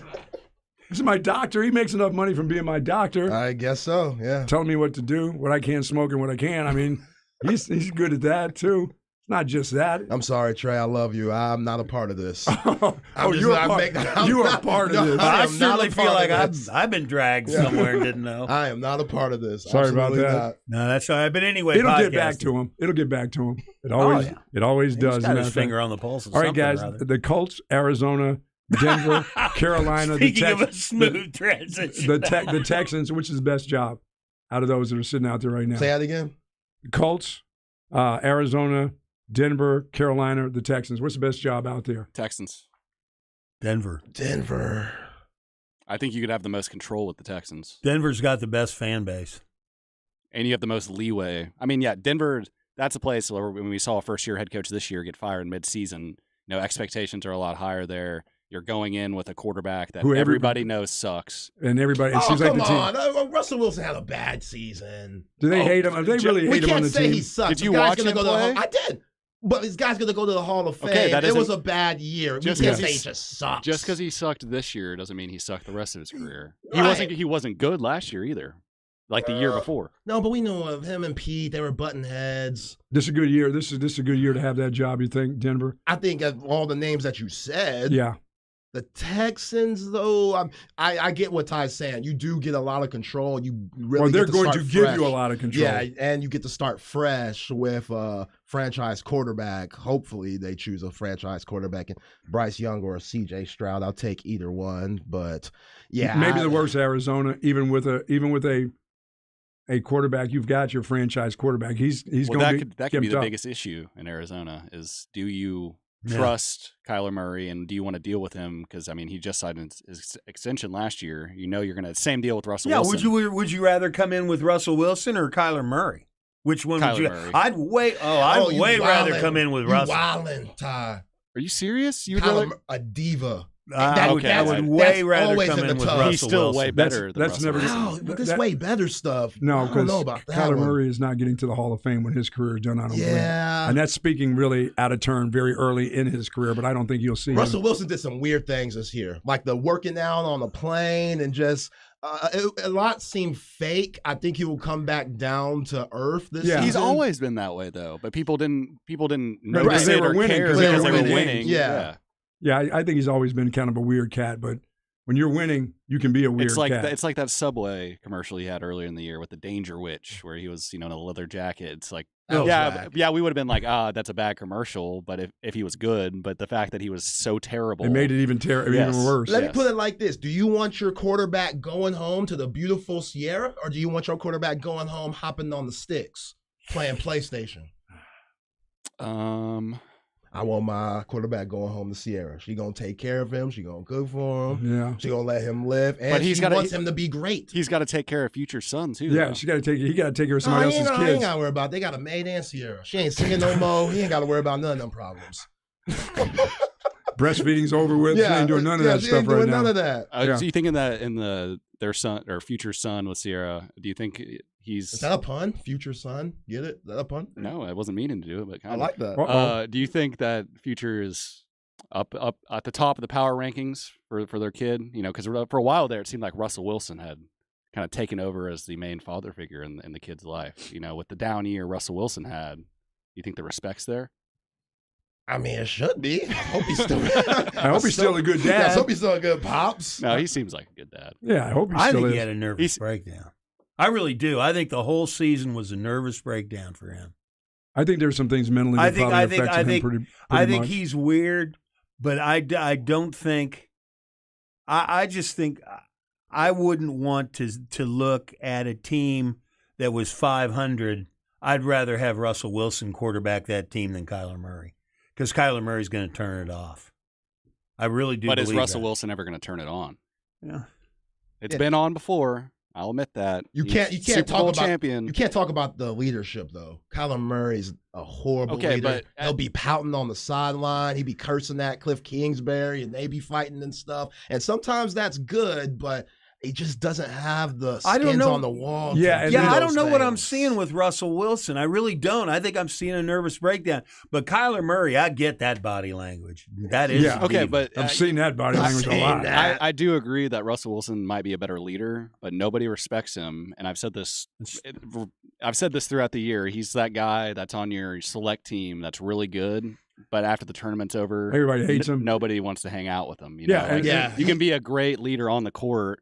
And like everyone respect you as a player, but if people don't respect you off the field and like in the locker room as much, that is true. The Richard Sherman thing that came out this year, a lot about of those, so hard to reach Russell Wilson. Yeah, but I guarantee you, Richard Sherman had his arms around him when he was getting ready to pick up that Super Bowl trophy and playing in that other Super Bowl. He had his arms around him. I mean, he may say little slide things behind his back or to his side, but when that guy's getting you into the end zone and throwing the ball downfield, the old ball head dude that plays for him, you know what I'm saying? Tyler Lockett. Yeah. He had a good year, too. He did. I still think you think that's his dad playing. No. The whole Lockett family from K-State, they got a whole Lockett group there. Did you play against his dad? May have. Okay. I wouldn't be surprised. But I'm going to tell you, that whole leadership thing, it's hard to get your team back once you got that yeah. And in that disrespect they show for you. When they start yapping to outside of the locker room, outside of the box, and guys like Richard Sherman that had loved you before, because they truly loved that dude. When that guy was winning those games, they loved Russell Wilson. Russell Wilson was beloved by the NFL. And then it got to be that he was the goody-good two shoes, which there ain't nothing wrong with having people like that. You don't need to have some mean son of a bitch every time on your team. Everybody doesn't have to be mean. Some people can be goody-goody. Some people play the game different. They play it different with management. They play it different with coaches. I mean, players are different with coaches, but when players start getting into you because you're different with the coach, and you ought to see the way he acts with this, and he thinks he's this or that. But by the way, he's winning us championships. I like him. I like him a lot. But then when things aren't going your way, and you start hammering these people, and now it's hard to get that back again. That's hard for you to come back from loving, hating, and then trying to love again. That's hard to do, and especially your old dude like Russell Wilson now, because I mean. His skills have diminished, okay? Ty, I'm with you. His skills have diminished over the last couple of years. The only offense you can put him into is bootlegs and things. He can't drop back and pass. He can't do that stuff. And him bootlegging, he can't outrun the guys outside anymore. So his skills have diminished along. You don't think he can throw drop back passes? No. I think those days have come and gone. You got to put him on the move, and you better have an offensive coordinator or a head coach that knows that. It's a lot like Dak. He's like an older Dak. At this point, I think if you put Dak Prescott on those Seattle teams with Pete Carroll as the head coach and that defense, I think Dak would have the same career as Russell Wilson. And you being a Cowboys fan, there are so many Cowboys fans that say, I'll take Russell Wilson right now over Dak. No way. You'd be out of your mind. No way. You'd be out of your mind to even think that. I think y'all are out of your mind for wanting to pick him over Kyler Murray at this point. No, I can't take that attitude. I can't. Do you think that a coach would come in that they would be happier with being stuck in this? Say it's an avoid. In either case, it's not the best situation. Would I rather be stuck with Russell Wilson or Kyler Murray? What do you think the majority of coaches how many would years? come down on? Just give me, because the longevity of Russell Wilson, forget it. If you gave me like a dead point, it'd be 2 years. 2 years. And you got to do something or get in. Yeah, you got 2 years. You got 2 years with each one. Oh, I would take Kyler Murray. I mean, I love his talent. His talent's there. For sure. Oh, I agree. It's all the mental. And plus, he's so injury prone. He's never been healthy. Well, I don't think either of those guys could win you a Super Bowl, no matter what defense you put behind him. I mean, Kyler Murray, he still has room to grow. That's the only thing that I give him. Very young as a quarterback. Russell Wilson's always been durable, though. Not the last few years, though. He was hurt his last few years in Seattle. He had like a thumb injury that never really recuperated a few years ago. But you never had, like, throughout those first 5 years, what Kyler Murray in? 5 years now, maybe 6. Yeah, but he was drafted on a team that had the first overall pick. You know, that franchise was in the dumpster, and he brought them to the playoffs last year, even with a head coach that nobody thought should be a head coach in the NFL from the start. I think I don't like Kyler Murray at all. Here's what you don't have time for. is you don't have time to deal with all those attitudes. I mean, you have to play games week by week by week. Your expectations are your guys going to be doing what they have to do to be prepared. I can't be worried about Kyler Murray every other week. As a coach, you just can't. As a position coach, as a team, you can't worry. Did this guy do his homework? Is he doing? No, that small sample we have right now is that guy's not ready to do this stuff. He was weird on Hard Knocks this year too.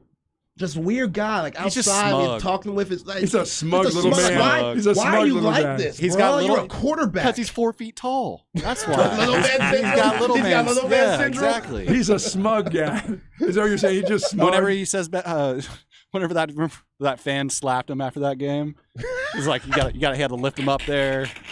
Slapped him around. They slapped the crap out of him. That was his best game of the year. And but who lifted him up? Why did you have to? I mean, that was like me lifting up the little guy. He had a little stool that he hopped up on. Oh, see, that's just smug little man. Yeah, he's just a weird guy, and he struggles with losing because we know how good his high school career is. He never lost. Dude, it's and then over. He went on and played. Right, those days are gone. Those days are gone. So he just hasn't been able to deal with losing well. When things go wrong, that's when you see the horrible attitude, just this body language. So y'all know me about Trey. Y'all just killing Kyler. I want to do that to little Tyler Kyler. Little Kyler? The guy that went to A&M, then went to OU. F Kyler. That's how I feel. Come on, man. And out of those other jobs, what about the Colts? Good job. That's Coach Saturday's job. Come on. No, you need to stop. He's not. Even the guy who owns that team is not going to come back and do a repeat of that. Who wants that job at this point, though? Yeah, Jim Irsay. He's kind of nutty. I know they need a quarterback. They brought back Dan Quinn for a second interview. They got to have a quarterback to go along with what they do. I love Sam, but I don't think I think he's a backup at best at this point. Yeah, they're going to have to find a quarterback there to get that thing going. They've tried for the last 2 years. Yeah, I saw Matt Ryan with the CBS crew this past week for the playoffs. He looked good in the suit. It might be time for him to. Oh, he's done. He's done. He looked good in the suit. He might realize that. Or hey, he could pull a Flacco and extend his career by 8 or 9 years, just being a back. Like he could be a backup till he's 40. Yeah. Just come in. You need a spot start every Specs 2 years. Text line. Kyler has always had room to grow. That's not right. No, that's not nice. If Matt Ryan could put that pride aside as a former MVP and take being a backup. Or we can just take Joe Flacco did it, and he's a Super Bowl champion. Yeah, Joe Flacco, he'd be giving those guys game. Same Zach draft Wilson. class. Yeah, but these guys are not. You're not talking about Matt Ryan as your starting quarterback. He can go be a backup and make a couple $1 million a year. He's not starting in anybody's offense in the NFL anymore. That's. I mean, he shouldn't be, but he'll get some games next year. He'll get some clipboard work somewhere for $3 million, or for the maximum NFL max for him.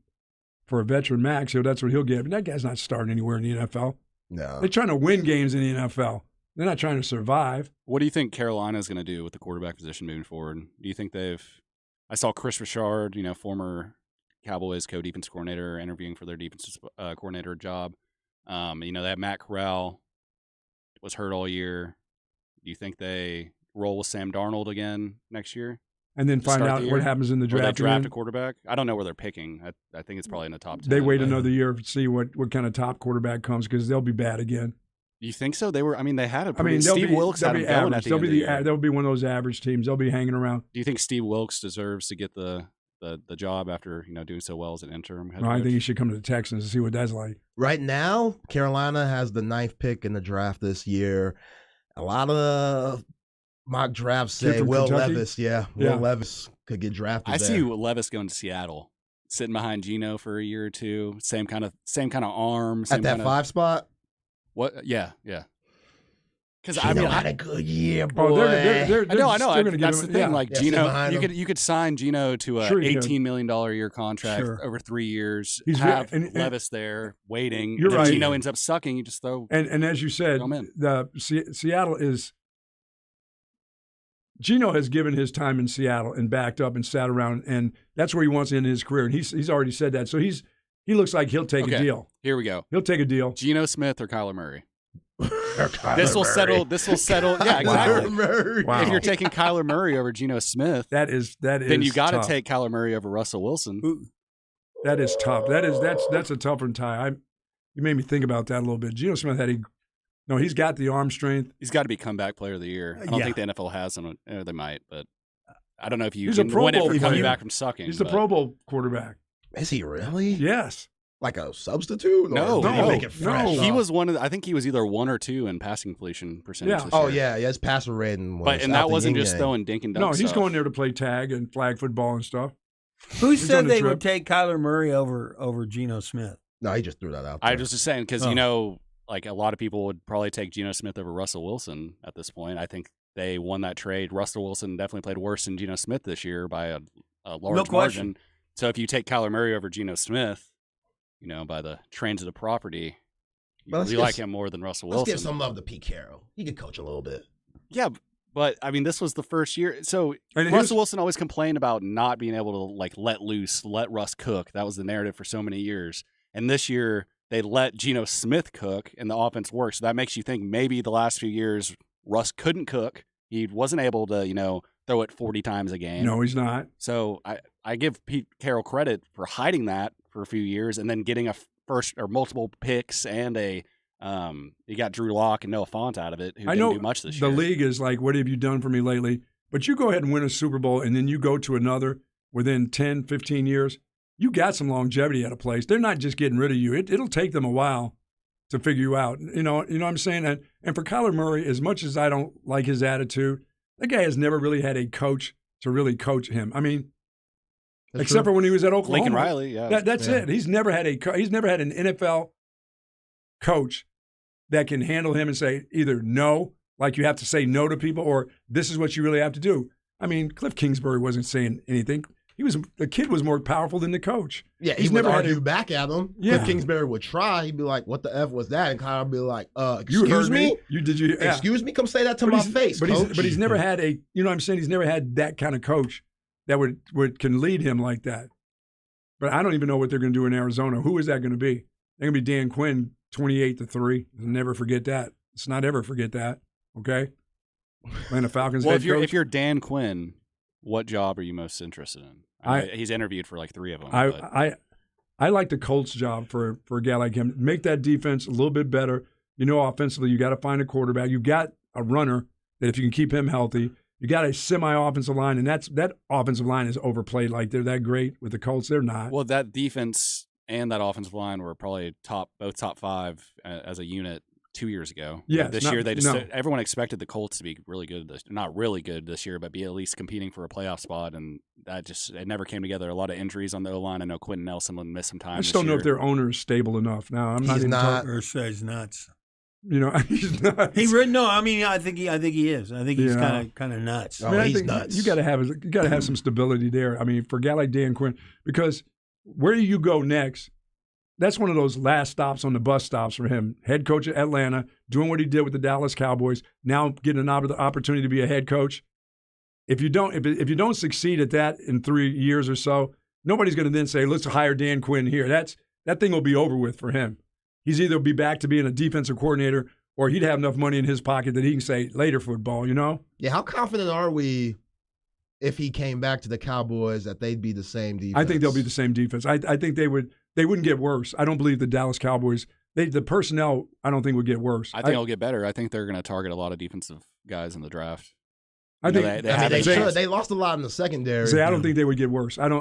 What's one thing I believe about him as a defensive coordinator, he's not going to make them worse. They're going to be better than they were even this year with him. Yeah, if Micah Parsons is out there, no matter who else is out there with him, he's going to be better, so the defense is going to be better. Van Der Esch will get more help inside. We got to re-sign him. They got to re-sign Donovan Wilson too? Yeah, but for all the big hits and stuff that Donovan Wilson makes, I don't think he's the right safety for this defense. I think they need a more a taller, bigger guy. Cam Chancellor build, like a rangy, a rangy Cam guy. Chancellor. I'm not saying you're going to get a 6'5" safety out there, but you need someone that's. Donovan Wilson is too concentrated on the run support, in my opinion. And Ty, you said earlier, make a play on the ball.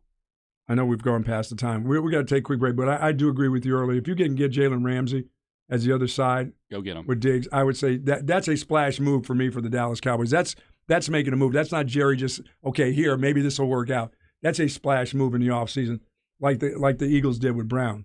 That's a splash move. If you get him. That's the new trend. It's the NFL is becoming more like the NBA every year, where you need to, it's not Jerry. We've talked about it on end and end about Jerry loving his guys and wanting to have the credit of being a homegrown franchise to win a Super Bowl. But it's clear that the NFL is going the other direction. Yes, and it's worth it. The Rams are a great example to just go all in for that 1 year, and it works out more often than not. Yeah, I would take that chance. I think I would take that chance. Take back, and then we'll wrap it up here. No, we won't. We still have another break after this. B&E, it's Thursday morning. Buck-ons and buck-offs. Buck on to Monty.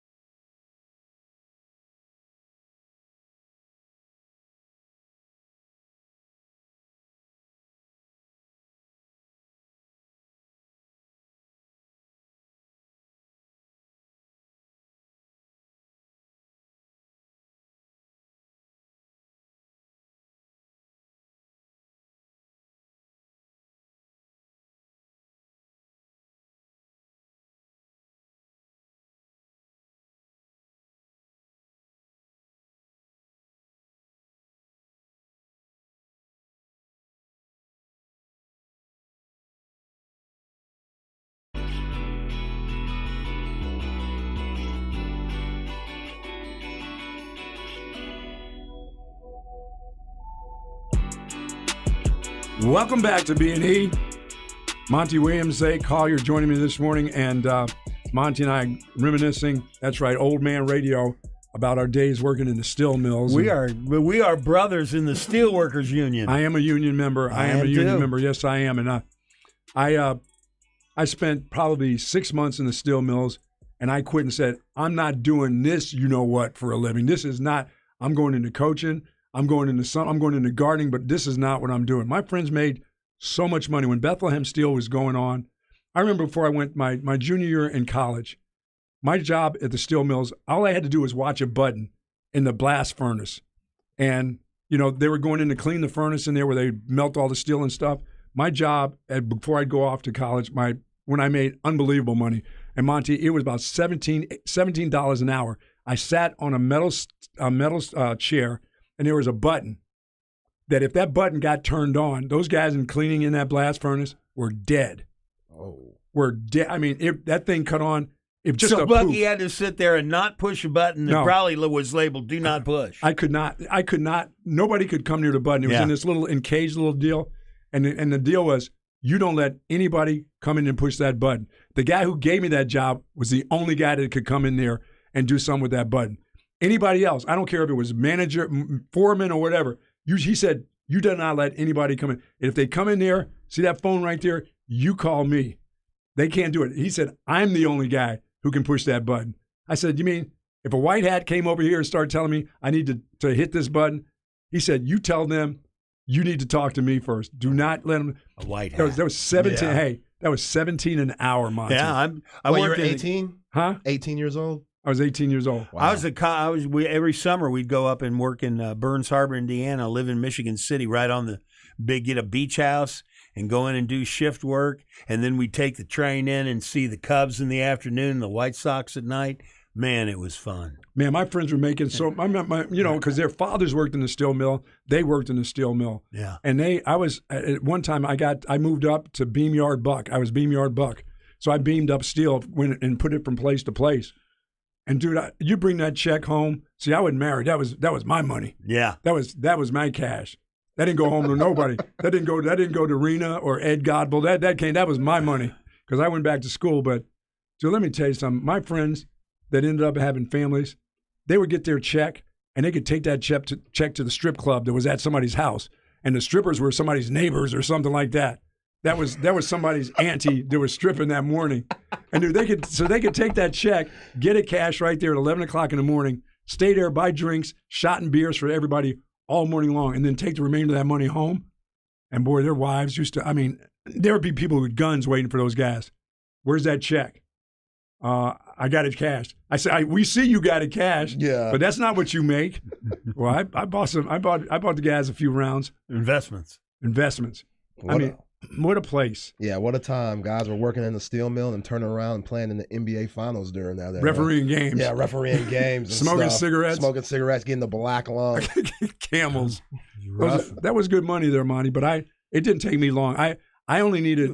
Well, you would have been out of a job by about 1979, no. I only needed one deal where I was the guy in charge of when the steel came off the melting deal, and they were red, and I had those steel tip boots on, and I had a long stick with a Crayola crayon, like a chalk, and I had to mark the steel. It only took me about 2 days of doing that where you couldn't get within 15 feet of that thing or your hand was like it's getting ready to catch on fire. I did that for 2 days, and I said, done. Bye. Because if you ever tripped in there, if you ever tripped and fell on that, everything would just go up, poof, your arm, your whole neck, that would be magic. Then it would look like actual magic. You'd see a person disappear. You don't melt into that stuff. Your arm just goes poof. They used to take those train loads of those big ingots and dump them out in a big yard. It was a quarter of a mile away from where I worked, and you could just feel the heat radiate off of it like it was a blower.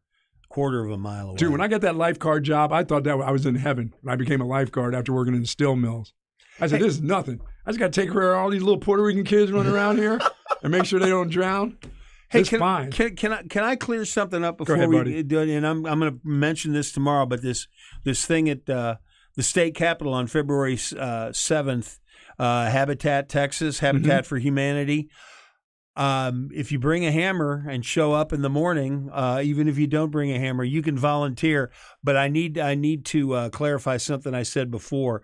The way to volunteer for this Capitol build, where they're going to build someone's house, a Texas family is going to end up in this house, and they're going to work on it in the front yard of the Capitol on February 7th at 8:30 in the morning, is to go to habitattexas.org and then click on the Capitol Build button.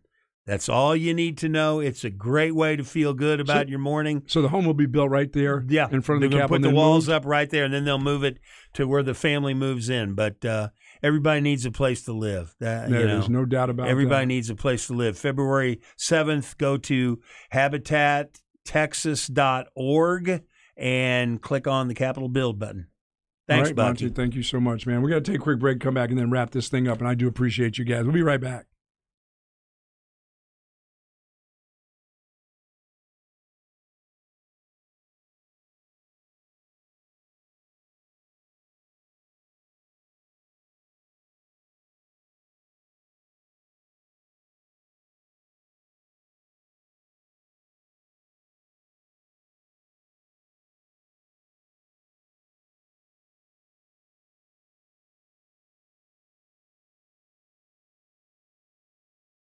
Folks, Jaguar Land Rover of Austin, when is the best time to head over there? How about today? It's going to be beautiful. No hassle, not time consuming.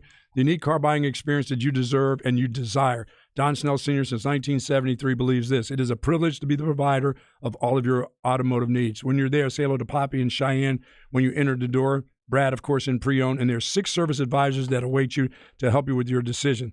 And, of course, there's the great general manager, Damon Spears. They are the 9-time Pinnacle Award winner for overall performance in the automotive industry. They are top 20 in the nation.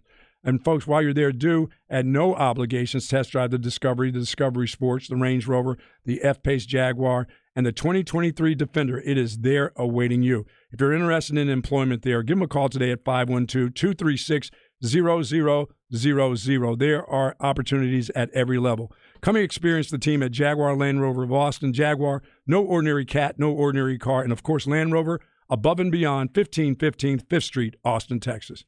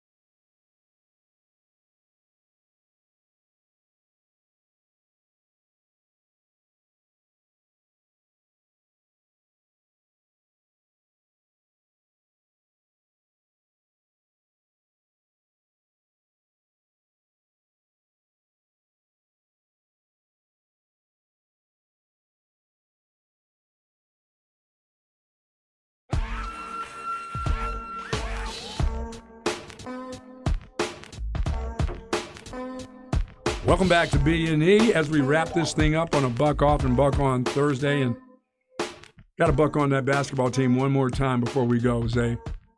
Coach Terry and his entire staff and those players for what they're doing in a really, really tough situation in a hard conference. But night in, night out, I know we always want more from him. Are we going to get more from him? Is Coach Terry going to be the basketball coach at the end? We'll just have to see. You just have to wait and see. But for right now, I think his staff is doing a fantastic job.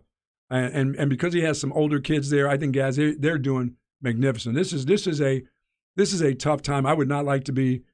I would just say I would rather be a coach on a staff that's smooth and things are going, and we've got our regular ups and downs that you get. But for this basketball season, this is incredible the job that they've done. Yeah, he's got grown-ass men on the team, which makes this whole situation with Chris Beard an easier transition. It seems to be smooth now. I mean, I think they really have kind of like, gotten the ship righted pretty quickly. To me, they're playing at a high level, and I don't see any in body language. I don't see any lack of camaraderie or support or anything like that. Nobody's around, and they don't mope around wanting you to feel bad for them. It's a team that's like you said, it's got veteran, mature guys. Don't feel sorry for us. If we're not playing good defense, we're going to play good defense. You don't have to worry about that. If anything, it's brought them together. Yeah. It's gotten them closer as a team, and now they know it's them against anybody, and they still want to go out and do what they were set to do at the beginning of the season. That's make a deep run in March and I would get say to the Final this, Four. How is this going to translate to this football team as you're losing guys like Bijan Robinson, Roschon Johnson? Where would that leadership now come? I know where I'd like to put it, but I don't know if I can put it on them bombs yet. Jalen Ford. Yeah, defensively, there you go. I agree. Defensively, it's right there. Jaron Thompson, Jalen Ford, that should be easy. The defense should be really good next year. Even a little bit better. Yeah, even though they lost DeMarion Overshown offensively, Quinn Ewers has to step up. Yeah, that leadership will, everybody talks about leadership from your quarterback and the young guys that play offensive line. I mean, there's no doubt about Banks and what he'll be doing. But he'll be doing that he'll display that in his play. And I'm pretty sure he's a great workout guy. I'm sure he's pretty serious about what he does. But the rest of those guys on the offensive line, it will be time for that group as a young group to mature in a hurry. And you know what? They'll have skins on the walls. They may not be playing national championship games, but they'll be starters. They'll be guys who are backup to starters. They'll play a lot of football. And that's where these guys, I think, can start really making some hay too. Well, when's the last time the offensive line's all been back? I don't remember that happening. Hell, I don't remember time. 10 out of 11 guys ever coming back on it. I've never been around a team that had 10 out of 11 coming back at anything. Oh, big. Christian Jones came back for 6 year. That's huge. Well, I would agree with that. I agree for him and for the football team. He can just only help guys mature a little bit better. But if he wants to play in the NFL, that's a smart move on his part. And he's probably got to love to be in a championship. They'd all love to be in a championship game, and maybe this is the year. But some way, somehow, your quarterback will have to be able to be part of the leadership part of all that too. And hopefully he's maturing every day. Every day at winter workouts, he's probably getting a little bit better. They say he's lost 10 pounds already. Who, Quinn? Yes. Is that a good thing? Yeah. Yeah. He got a little doughy up in that midsection. I don't know that that's going to translate to foot speed, though. I hope so. Like it. I hope more people talk to him. I mean, I found that to be a really haunting image of the entire football season, is seeing him on the bench after something wrong happened and no one would talk to him. I mean, he was by himself the whole time after time. You know who I saw do that at one time? Bad. I saw Vince Young on the sideline at one time by himself, and I was wondering in a game where who's talking to him. And I don't mean on the phone. I mean coming over him and speaking with him. Yeah, I mean, I've kept yelling at the TV, somebody talk to this guy. Put your arm around him, huh? He also needs to trim his beard. My wife said My wife said he looked like a hobbit in mourning. That he'd go over and just sit by himself. I am definitely excited for this team and their maturity level for basketball. And there it is, the one and only Craig Way. The reason why I stepped in here, first of all, Quinn's going to be fine on that. He's one of the most popular guys on the team. Excellent. That's good to know. He'll be okay on that. No, the reason why I stepped in here was I had to do it with you two guys in here. This doesn't include Zay. The three of us have taken the total age over 200 years. Oh, come on, man. by the three of us. So I had to do that. It's just like this. I have a son-in-law who has a family tree that branches out about 30 different directions. Oh, he has 5 sets of grandparents and all this stuff and great-grandparents. So when my first grandchild arrived, I talked to my daughter, Haley, and my son-in-law, Tyler, and I said, listen, Tyler, I said, you have a great-grandmother over in Copper's Cove, Rodney, because, I said, you got to get this 5-generation picture. Get my grandson over there for his great-great-grandmother. Wow. So they got a 5-generation picture. So that's us. Yeah, that is. That's we're covering a Between lot the three of us, I think we've topped the bicentennial mark in years here. Yeah, and so Craig, I just wanted to say and that. You'll know that better than anybody. There are sometimes you have to go to old man radio. You have your buddy, you have your guys that you've done radio with, and can't wait to get them on and have conversations with them. You ever listen to a basketball broadcast with me and Eddie Orr? What are you talking about? Yeah, boy. He was great. He's over in Knoxville. He's going to see Rick Barnes. I think today he's going to go over to practice. He's a scout for the Brooklyn Nets. Tennessee beat Georgia last night, and then I'll. By the way, nice win for Vic. Yes, last night. Oh, yeah, and he's coming on this morning, so there'll be some fire and brimstone work in there. I bet you're excited about Saturday, though. That's going to be a cool one. Yeah, it is. It's a great environment there. I remember several years ago, and I know Zay will remember this, Texas went over there when they had Kevin Durant, and they had Chris Lofton. And it was an incredible game, and Texas got up 18 in the second half, and Lofton brought them back, and they won that contest. But it'll be a lot of fun. College game day is going to be there. It's a sellout. It'll be a lot of fun. Yeah, and Rodney will talk about the time we got Longhorn Weekly out at Pluckers tonight. So he'll be out there, and Dylan Mitchell, I know you love D. Mitch, the freshman, he'll be out there with us tonight. So we got that going on. Only thing I didn't get to, Craig, was I didn't get to tell, and we'll do it tomorrow because we have Monty again tomorrow. I had to tell them about my Greensboro days of when I went back. My grandmother was buried in Greensboro. Yeah. And, of course, I was sent from the hotel to go to my grandmother's funeral. I left my kids' cards to go into the casket in the hotel room. Nice. And I took off out of the church, and they had the casket open for the, they were getting ready to close her up. I said, you can't close this thing. You can't do that. Don't close the lid. Don't close the lid. Keep the lid up. I got in a car, drove back to the hotel, got back there, and as they were getting ready to shut it down, I threw the cards in on my grandmother's face. I threw the cards into the box. I didn't lay them on her chest. I flung them into the box. I said, go ahead, close it up. So close you're up saying shop. you were able to fit a throw into a tight window? Oh, that was a tight window. That was good. I can do Frisbee golf. That window's going to close. Greensboro is one of the first-round sites for NCAA tournament. You know where I'm hoping the Longhorns get. I'd be all right with that. All right. Well, 2 North Carolina Well, we'll guys, see you shortly. And, guys, once again, thank you so very much for joining me this morning. Monty, always a pleasure. We'll see you tomorrow morning. Very good. And Zay will be back tomorrow morning a little bit. We'll talk some more football, some Longhorn basketball, of course. And, Ty, thank you. Appreciate it. What is this? Is this like old Star Wars on the way out? Jurassic Park. Jurassic Park on the way out. Appreciate y'all. We'll see you tomorrow morning.